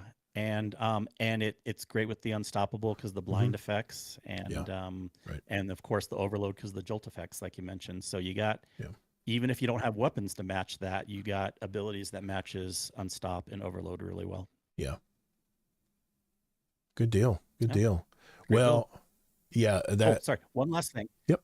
I got another reason why I switched to Delicate Tomb recently is because of the artifact, and I should talk about some artifact that synergize with this. Yeah. I want to do that too. Yeah, because let me pull it up on screen here because we'll go through it. Do you have? Yes. I'll see if they match up. We'll see. Let's see. Yes, I did change it over for this build. I went through it. I went through last night and researched it, and this is what I came up with. Let me hold on. Let me go back to my screen here. I'm just going to mention the ones that specifically synergize with this arc build. Yeah, I'm not going to. I'm gonna pull it up. Artifact. Yeah, because there's some strong stuff in here, man. All right, let's start. Well, obviously, the first row is just your champion mods. We don't need to worry about that. So starting in row 2, where are we going? Overclock and load. While you're amplified, it's at the top. While you're amplified or have bolt charge, arc weapons gain increased handling and reload speed. So even some more. So why not, right? That's the one I chose. Yep. Mm-hmm. Did you choose the one down below? On the second. Really? Well, I mean, nothing for the arc part. Okay. Yeah, this is to do with arc, right? Again, I'm not reading all of them because people can do what they want for the other ones. I'm just reading the ones that synergize with this arc build. Okay, in the third row? I think we're going to have the third row, dielectric. Yes. Defeating arc debuff targets grant bolt charge. Mm-hmm. Okay. Yep. And then photonic flare. Defeating an exhausted or severed target with arc damage releases a blinding burst. That's so cool. Yep. You didn't pick King's Vestige, defeating powerful taken. Well, that's for taken weapons. Never mind. That's for taken. I'm only mentioning the arc ones. Okay, right, my bad. And I had the room. I did pick Dreadful Finisher just because it creates special ammo for your whole team. I kind of felt that was apropos here. I did pick King's Vestige, but that's not anything related to do with arc. I got you. Go ahead. I'm sorry. Mm-hmm. And then in the fourth column, flashover. When you gain maximum bolt charge, you also become amplified. So one more thing to help with that. Lightning bolts deal more damage. Yep, I picked that as well. And then was there anything on the last row? Well, there is real quick. I mean, I picked Horde Shuttle. That's not technically the arc build, but if we're using a strand weapon, whatever, that's good for that. So Horde Shuttle. But on the last row, Horde Shuttle was right below Flash. Unraveling and Threading. Yeah, I had that, but I chose something else. That's not technically part of this build. Now, did you pick I know this has, I only picked this because it has to do with the fusion rifle, is particle reconstruction. It's like one of the greatest hits. That's what I was getting at, because I finally unlocked that part, and it will buff Delicate Tomb some more. Of course, people are really using that for the heavy fusion, linear fusions for like Queen Breaker and stuff like that, but it'll also work on Delicate Tomb, so why not? And then add to that, the catalyst is still reloading when you get kills with the Delicate Tomb. I mean, you're never going to have to reload this weapon if you have this equipped. So this is an oldie but a goodie here. Particle reconstruction is a really good perk. I mean, you should have that on just about everything if you use a fusion or linear. And then the last one you want to have for your last one, because you can have 2 in the last column. Right. Defibrillating Blast. That's second from the bottom. Let me stunning a champion. This isn't as important, but when you're dealing with champions, stunning a champion grants maximum stacks of bolt charge, just like that. And it triggers an arc bolt that heals you and jolts combatants that it damages. Yeah, I had something over here picked, Deep Alchemy, that I don't need to be using, that I would put here, because I have 11 of my 12 open. I don't have all my 12 open. I technically do too. Yeah. I'm a little further on the bar, I can see, than on your screen, but I already did particle reconstruction, but I'll get defibrillating blast probably within the next week. Stunning a champion grants maximum stacks of bolt charge, triggers an arc bolt that heals you and jolts combatant. I mean, come on, man. See how many things synergize here? Yes. This, I'm telling you, this build, I've had so much fun. I've been running it since basically the beginning of the season, other than last week where I tried that other build for a little bit, and I mentioned it on the show, and it's still a good build. I'm not saying you guys should just throw it out, but this build I've come back to, and I know we just talk about Warlock stuff because we're both Warlock fans, but I was just going to mention I do have a Titan and Hunter, and I'm going to, in the future shows, I'm going to come up with Titan and Hunter builds as well. Yeah, I'll research it out. Yeah, that's fantastic. And of course, I have to use piercing sidearms for my anti-barrier champions. Just had to mention that, throw that in there, versus a sniper rifle. Okay, yeah, it's cool, man. I'm glad you reminded me, because I was going to mention those things as well when I was looking at it last night. I was putting this build together, and it was pretty nice. It's pretty cool. So yeah, we should put it together, even just like Nether, like a lower level Nightfall. We'd probably just destroy everything. Would just be laid to waste. Good. Well, like I said, it's a good time to be a Warlock, but like I said, I do run a Hunter and a Titan, and I do plan on, I have an Invincible Hunter build, but I'm not going to share it tonight. I didn't prepare for it tonight, but I just wanted to let you guys know. Now, the one thing I wanted to mention before we moved on to the next segment is there is a new seasonal rifle out now that is of the same frame as one of the Final Shape weapons, which is called the No Hesitation. If you remember, those of you who played Final Shape, you actually get a red bar version of this when you finish the campaign. And when you get 5 red bars, you can actually craft this weapon. But versus the support frame auto rifle that we're now getting with the new season of Heresy, it is all RNG. So I do have a couple really good rolls here that I just want to show. Let me see here. Full screen. Let's hope this is the right one. Yes. The Adamantite. I got one with Tear and Slice. Now, if I ever want to put a strand build together, I just have a feeling that these are going to work so well together. So I went ahead and kept this version as well. But keep in mind, it's all RNG. You can't craft these weapons. The other one I got, I'm really proud of this, is I got one with Runneth Over is the perk that's really nice to have with this rifle. Circle of Life and Reciprocity. Those work so well hand in hand, because when you run in the Nether, you have to keep your enemies. I mean, health is everything. So the fact that you can shoot this gun and hip fire it at your teammates, it gives them healing energy. Well, with Circle of Life, you actually can create it where it does more damage as you're healing people.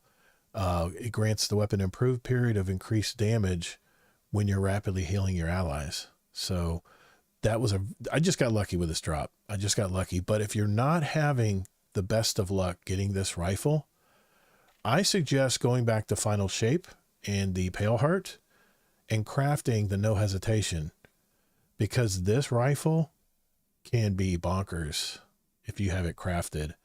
And what I was going to do tonight is I was going to fly to the crafting table, and we're going to build it together. And you guys can see how crazy this rifle can be compared to the RNG rolls of this season of Heresy. So I'm going to put on my screen again, and we're going to fly to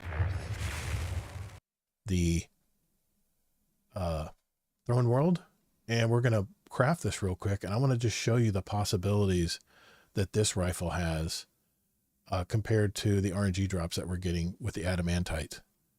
So the Enclave, I never came. Adamantite, a lot of people don't like it. It just doesn't seem, it's not even just the RNG versus crafting thing, but it just doesn't seem very stable, and it's just kind of an annoying weapon. So, well, first thing, to unlock all the things on your crafting table, you do need to make sure that you're at around level 16 or 17 on your red bar. So I'm going to go ahead and manually, I have plenty of stuff here. I'm going to manually get it to level 17 to make sure I have everything unlocked, so I can show you guys everything you can do with this. And you're probably guessing, Kingsley, this is gonna, it's kind of proving my point that the crafting versus the RNG part, then it's pretty much the same rifle. But I just want to show you guys what you can do with a crafted rifle of the same version, of the same kind of rifle here versus one that you get to drop RNG. So I have it at level 17. I have to not have it on. I have to unlock it. And then we're going to run down here to the crafting table. I'm a very, as Kingsley probably knows, I'm very much a proponent of crafting weapons, because here's the thing. I get my five red bars, whether I get one weekly from, ranking up the ghost at the Pale Heart, so I can get that, so I can purchase or get a red bar every week, which takes 5 weeks if you wait it out, or you can just play the game, and as RNG will give you red bars over time as well. So, all right, so let's build this sucker. We need to reshape. Looks like I have one. No hesitation. The first thing you're going to do, and people who have crafted their weapons probably already know all this, but I just want to show you the possibilities you have crafting versus just a plain old RNG drop. And I know you can enhance the two main perks on the weapon, but let's see, we got handling, we got range, we got reload speed, and we got stability. I'm going to go with range. I think that's probably going to be the best thing to have, because it is an auto rifle, and I want it to reach all my allies as far as possible. So I'm going to get that selected. And this is all the different configurations you can go with. Depending on what you want to do with it, you can scroll over these and it'll tell you what everything will do for you is right here.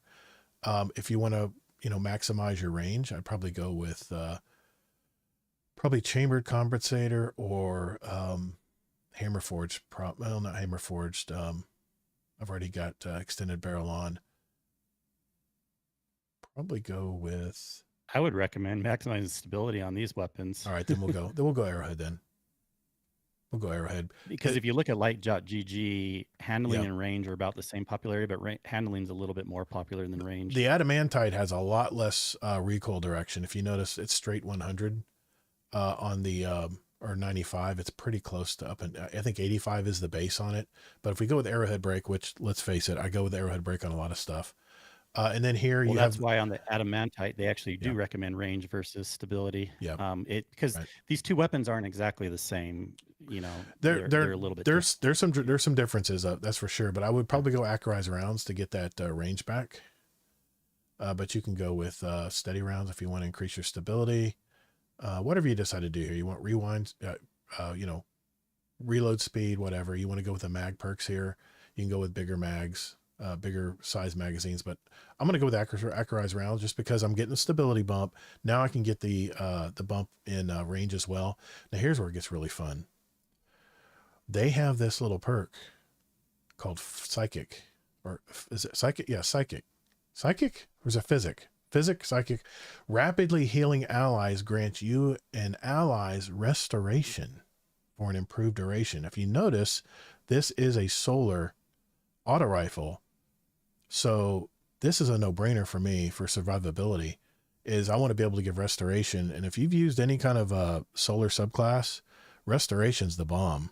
It makes you very, very resistant to damage. So I'm going to pick that as my enhanced, and I can get it in a regular form right here, but enhanced gives it just a little extra stuff. Think of it like as an adept weapon. Now my final perk here, I'm probably going to go, I could go with Circle of Life, like on my adamantite. I can go with enhanced incandescent. I have several different options here. And now here's what I want to reiterate. Depending on how I play the game, I can make this rifle any way I want. If I want to be a healer, then I'm going to pick Circle of Life. If I want to be someone who's doing damage and healing my enemies, I'm going to go with enhanced incandescent. So this is what I have rolled out here.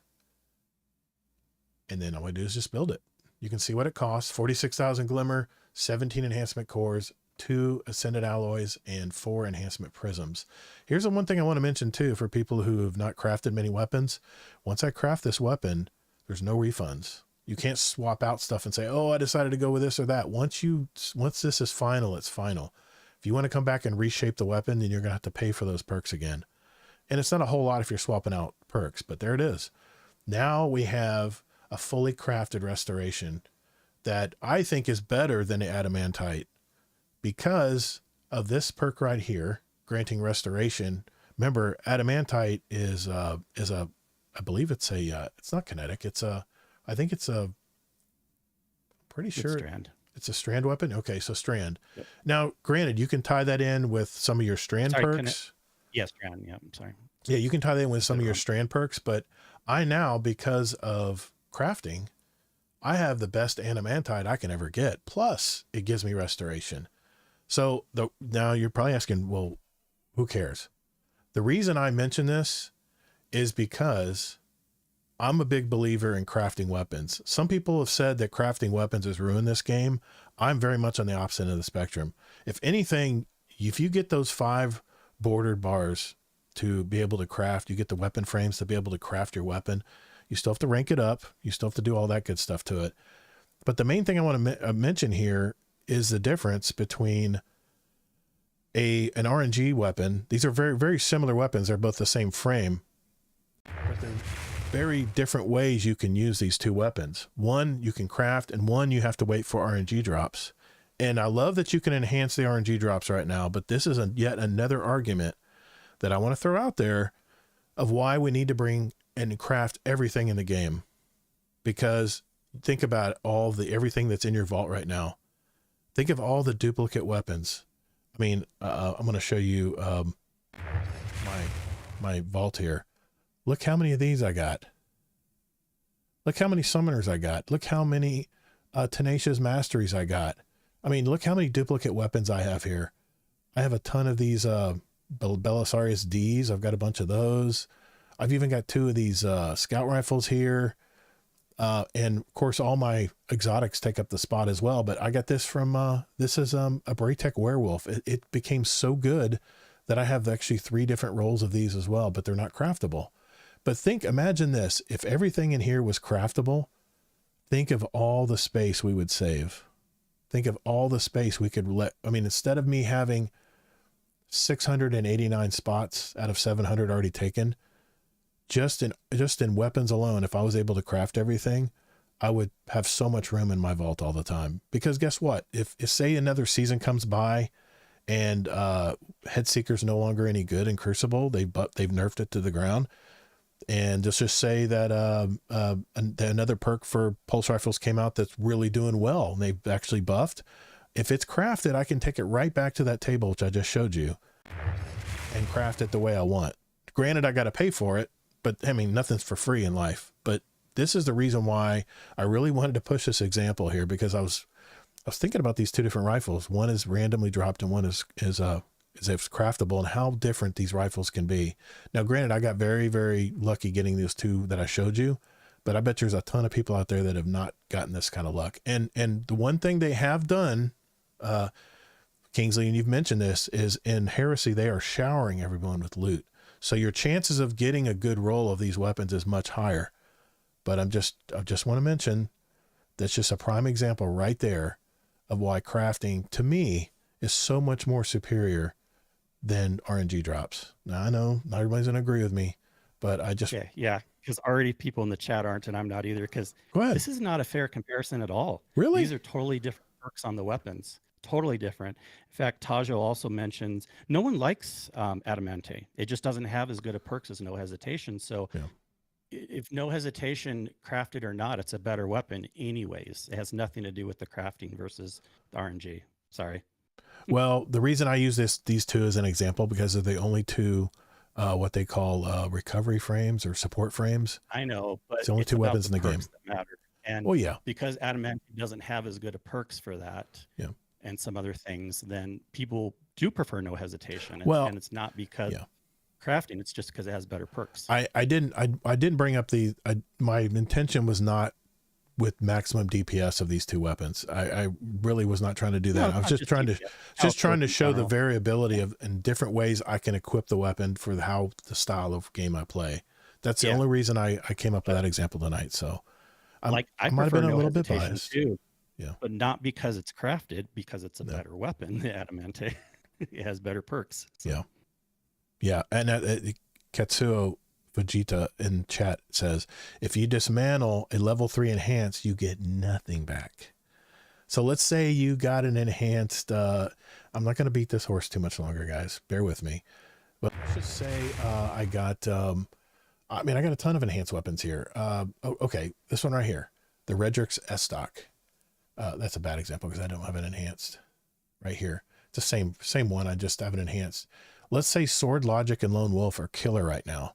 And I have these enhanced, which I don't know if you have to level these up just like you do a crafted weapon, and it's not cheap. But if I dismantle this weapon because it's no longer any good, they've nerfed these two perks and they're not what they used to be, that weapon's gone and it's in the ether. It's gone and you don't get anything back for all that money you put into it. People always asking me, Gator, why on earth do you have so few enhancement cores? I have 270. For all the time I've put in this game, that's all I have is 270 enhancement cores. You know why? It's because every time I get a weapon with some good rolls, I want to at least enhance the first level, because when I get kills with that weapon, I'm actually getting, it's actually leveling the weapon up. Like, remember Destiny 1, you had to level the weapons up to get it to be stronger. It's kind of the same premise here. So that's the reason why I never have enough enhancement cores. And I know that they're giving us more now with dismantling stuff. You don't run seasonal activities enough to get enough back. Could be too, but hey, everybody plays drop like candy, like rain in the seasonal activities. And there's a ghost mod you can put on that'll give you more when you're playing Crucible too. So I play a lot more Crucible than I do PvE in this game, but I just want to throw that out there. But and that's a good point, Katsuo, because it's the only thing is respecting the player's time. If they're going to put time in to farm and just grind out these weapons, and then all of a sudden they have to make a change, you're not getting anything back for that. I'm just saying. Anyway, that was my pulpit that I wanted to hop on tonight, because when I saw those two weapons, I said, oh, and there was an article that came up too and said that, hey, you really need to build the No Hesitation. Go get it crafted, because this is what you can do with it. Arguably it has better recoil direction. It has a lot of stuff that's better, but it's a totally way better perks. Yeah. Than Animate. That's why they're not the same comparison. I'm sorry. Well, I really wasn't trying to compare apples to apples there. I was trying to compare two rifles that they're the only weapon frame that we have in this game, and how different these two weapons are based on not only the perks, because there's some really good perks. Circle of Life and Reciprocity is really good on the Adamantite for me. That's going to be a strong weapon to have there, because I'll get more power when I heal my allies as well.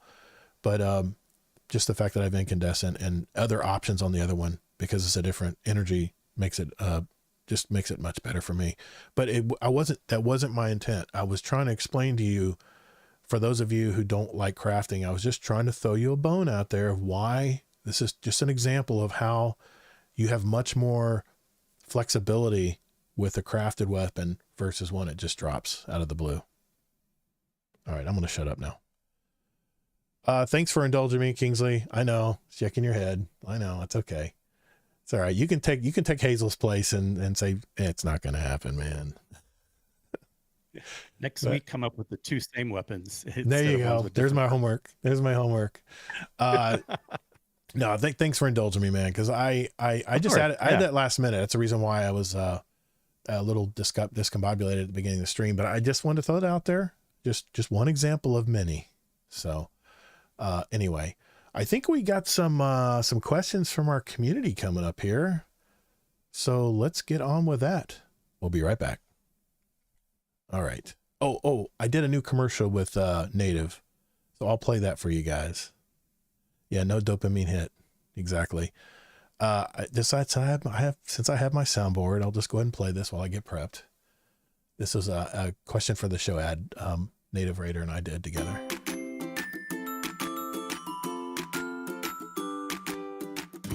Hey, Gator.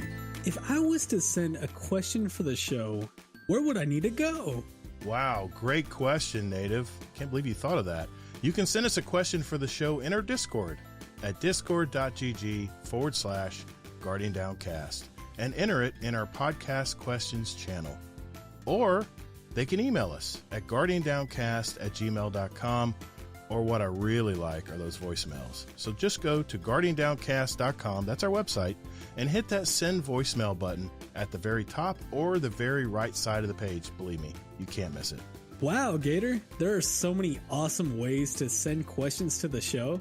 Thanks, Native. It's that easy. So what are you waiting for? If you have a question for the show or just want to make a comment about a past segment, send it our way, and we might read it out or play it live on the show. All the links are down in the episode notes down below. And later, Guardians. All right, bro. Is that it? Because I'm done. I'm about to be out of here. Yeah, okay. I'll Venmo you later.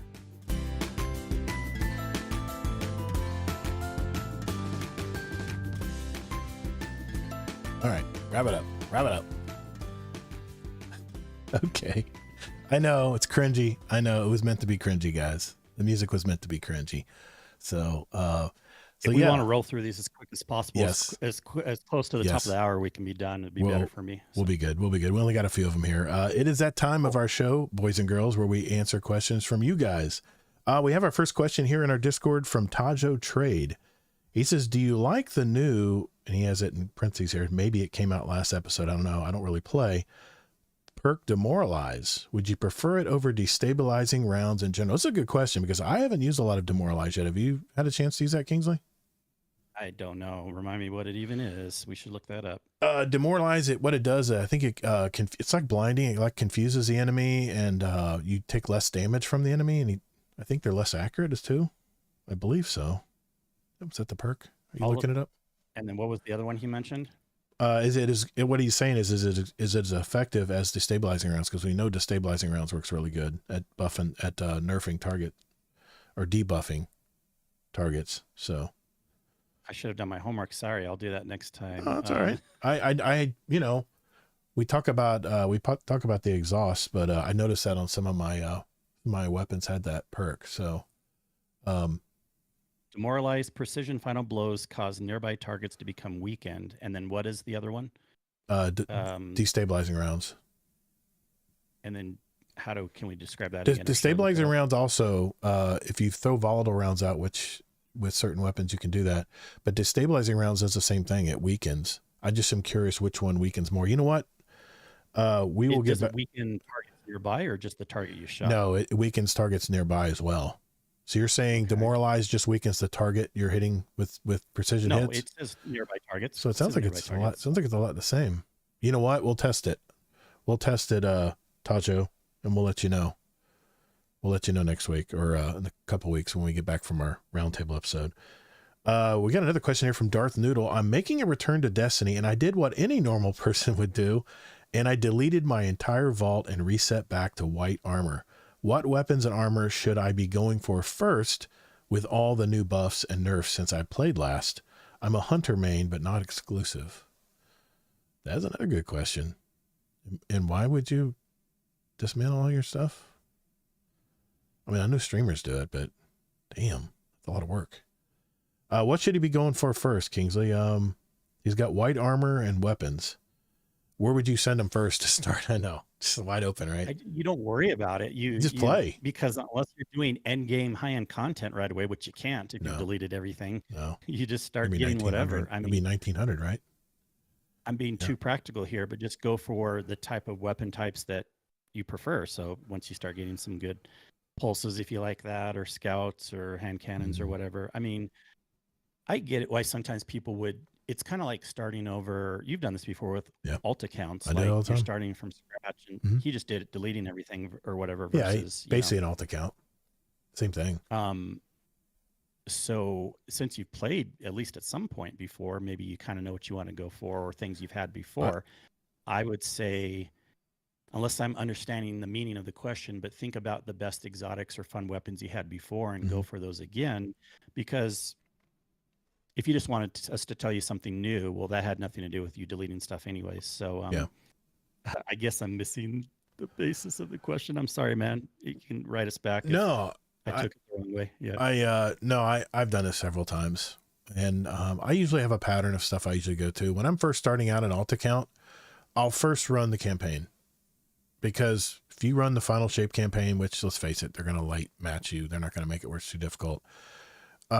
With whatever starting light you have, first thing I would do is run the final shape campaign. If you haven't done it already, I mean, if you've done it already, then it'll be easy for you. But I would play it on legend mode if you can. I don't remember what the light level is for legend. It's been a while, but if you can run it on legend, I mean, if you have enough experience playing, you run on legend, you get double chest drops at each segment of the storyline of the campaign mission. So that's probably where I would start, and just start getting armor, because they'll throw everything your way. They'll give you armor, they'll give you weapons, and it'll be new weapons you haven't seen before either. So that's where I would start, is to just run through the final shape campaign. It sounds like you haven't played in a while. Maybe you haven't run it, and man, you're missing out if you haven't run the final shape campaign. It is so much fun. Best campaign, second to Forsaken. Very, very good campaign. Very linear too, and they don't even want you to leave. They want you to, if anything, stay in the Pale Heart and play that campaign. Don't go play Crucible or whatever. They want you to stay and keep playing the missions. And then another thing I would say, speaking of Crucible, the new the longsword pulse rifle Void. I don't know what kind of weapons you like, Darth Noodle, but man almighty, this rifle has got me excited. You have to play comp for the battle rifle that they have out now, but there is the Joxer's longsword. I have one with destabilizing rounds and repulsor brace, arrowhead break, high caliber rounds. I mean, this is my first drop in Crucible was this weapon, and it is a god roll for PvE. So you don't always have to play PvE stuff to get some really good weapons. So play a ton of Crucible, jump into Iron Banner.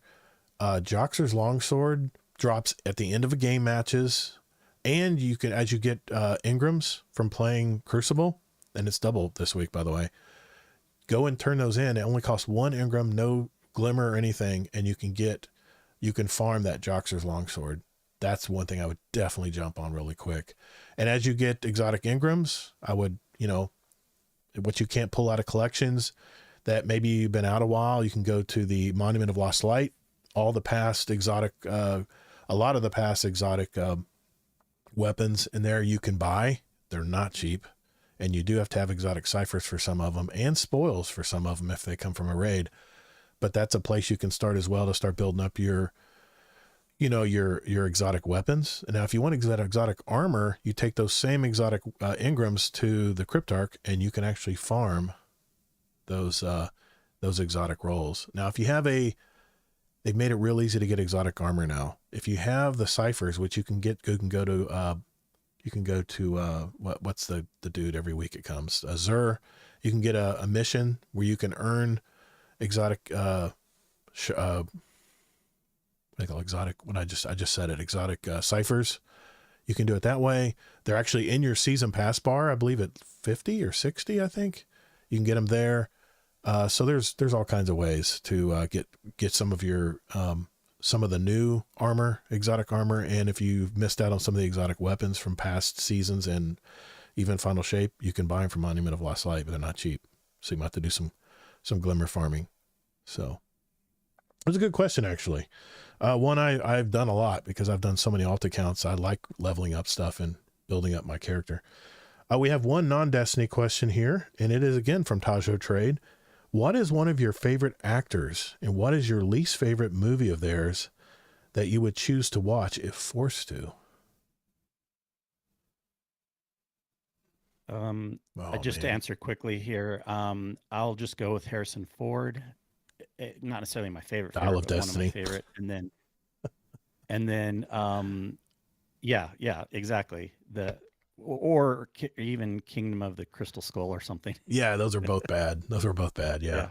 So, all right. Well, thanks everybody for putting your questions in this week. If you do have any questions for us in the future, make sure to hit our podcast questions channel in our Discord. We have non-Destiny and Destiny questions. If you want to list some there, we try to answer those every week if we can. We used to be really backed up in the past, but it's gotten much better now. So, but that's it, guys. That is our show for this week. Kingsley has a virtual event he's got to be to, so we're going to cut the podcast short tonight. I want to thank everyone for coming out tonight. And if, like I said, hopefully we got some input from you guys in the chat, and hopefully you'll get some crafted weapons out there, huh? Crafted weapons? Yes. Anyway, like I said, hit the like button, hit the bell, hit the subscribe, all the good stuff, all that good juiciness in the YouTube channel. And thank you in our Discord for hanging out with us as well. Really enjoyed the conversations you guys have been mentioning in the chat as well. And other than that, Kingsley Mac, where can people find you, sir? Yeah, I want to give a shout out this week to the Blueberry Lounge group. Yes. Great part of Al Sector Alliance. But other than that, you can find me as Kingsleymac all the places on Blue Sky, Twitter, in the Discord, and in the game, I'm Kingsley for now. You can find me as Todd the Gator here on my YouTube channel. It's 2Ds and GATR. It's number 7359 is my Bungie ID if you want to send me a friend request. I encourage you guys to join our clan. We do have some openings in our 3 clans now. So if you are looking for a clan and your old clanmates have left you and looking for a new home, you got to join our Discord, discord.gg/guardiandowncast. Join up, and then just at a clan admin, and we'll open the door for you and get you in. So other than that, thanks everyone for stopping out, and we'll see you in the Discord. Later, Guardians. Have a good one. That was perfect. That was good timing. That one was good. Yeah.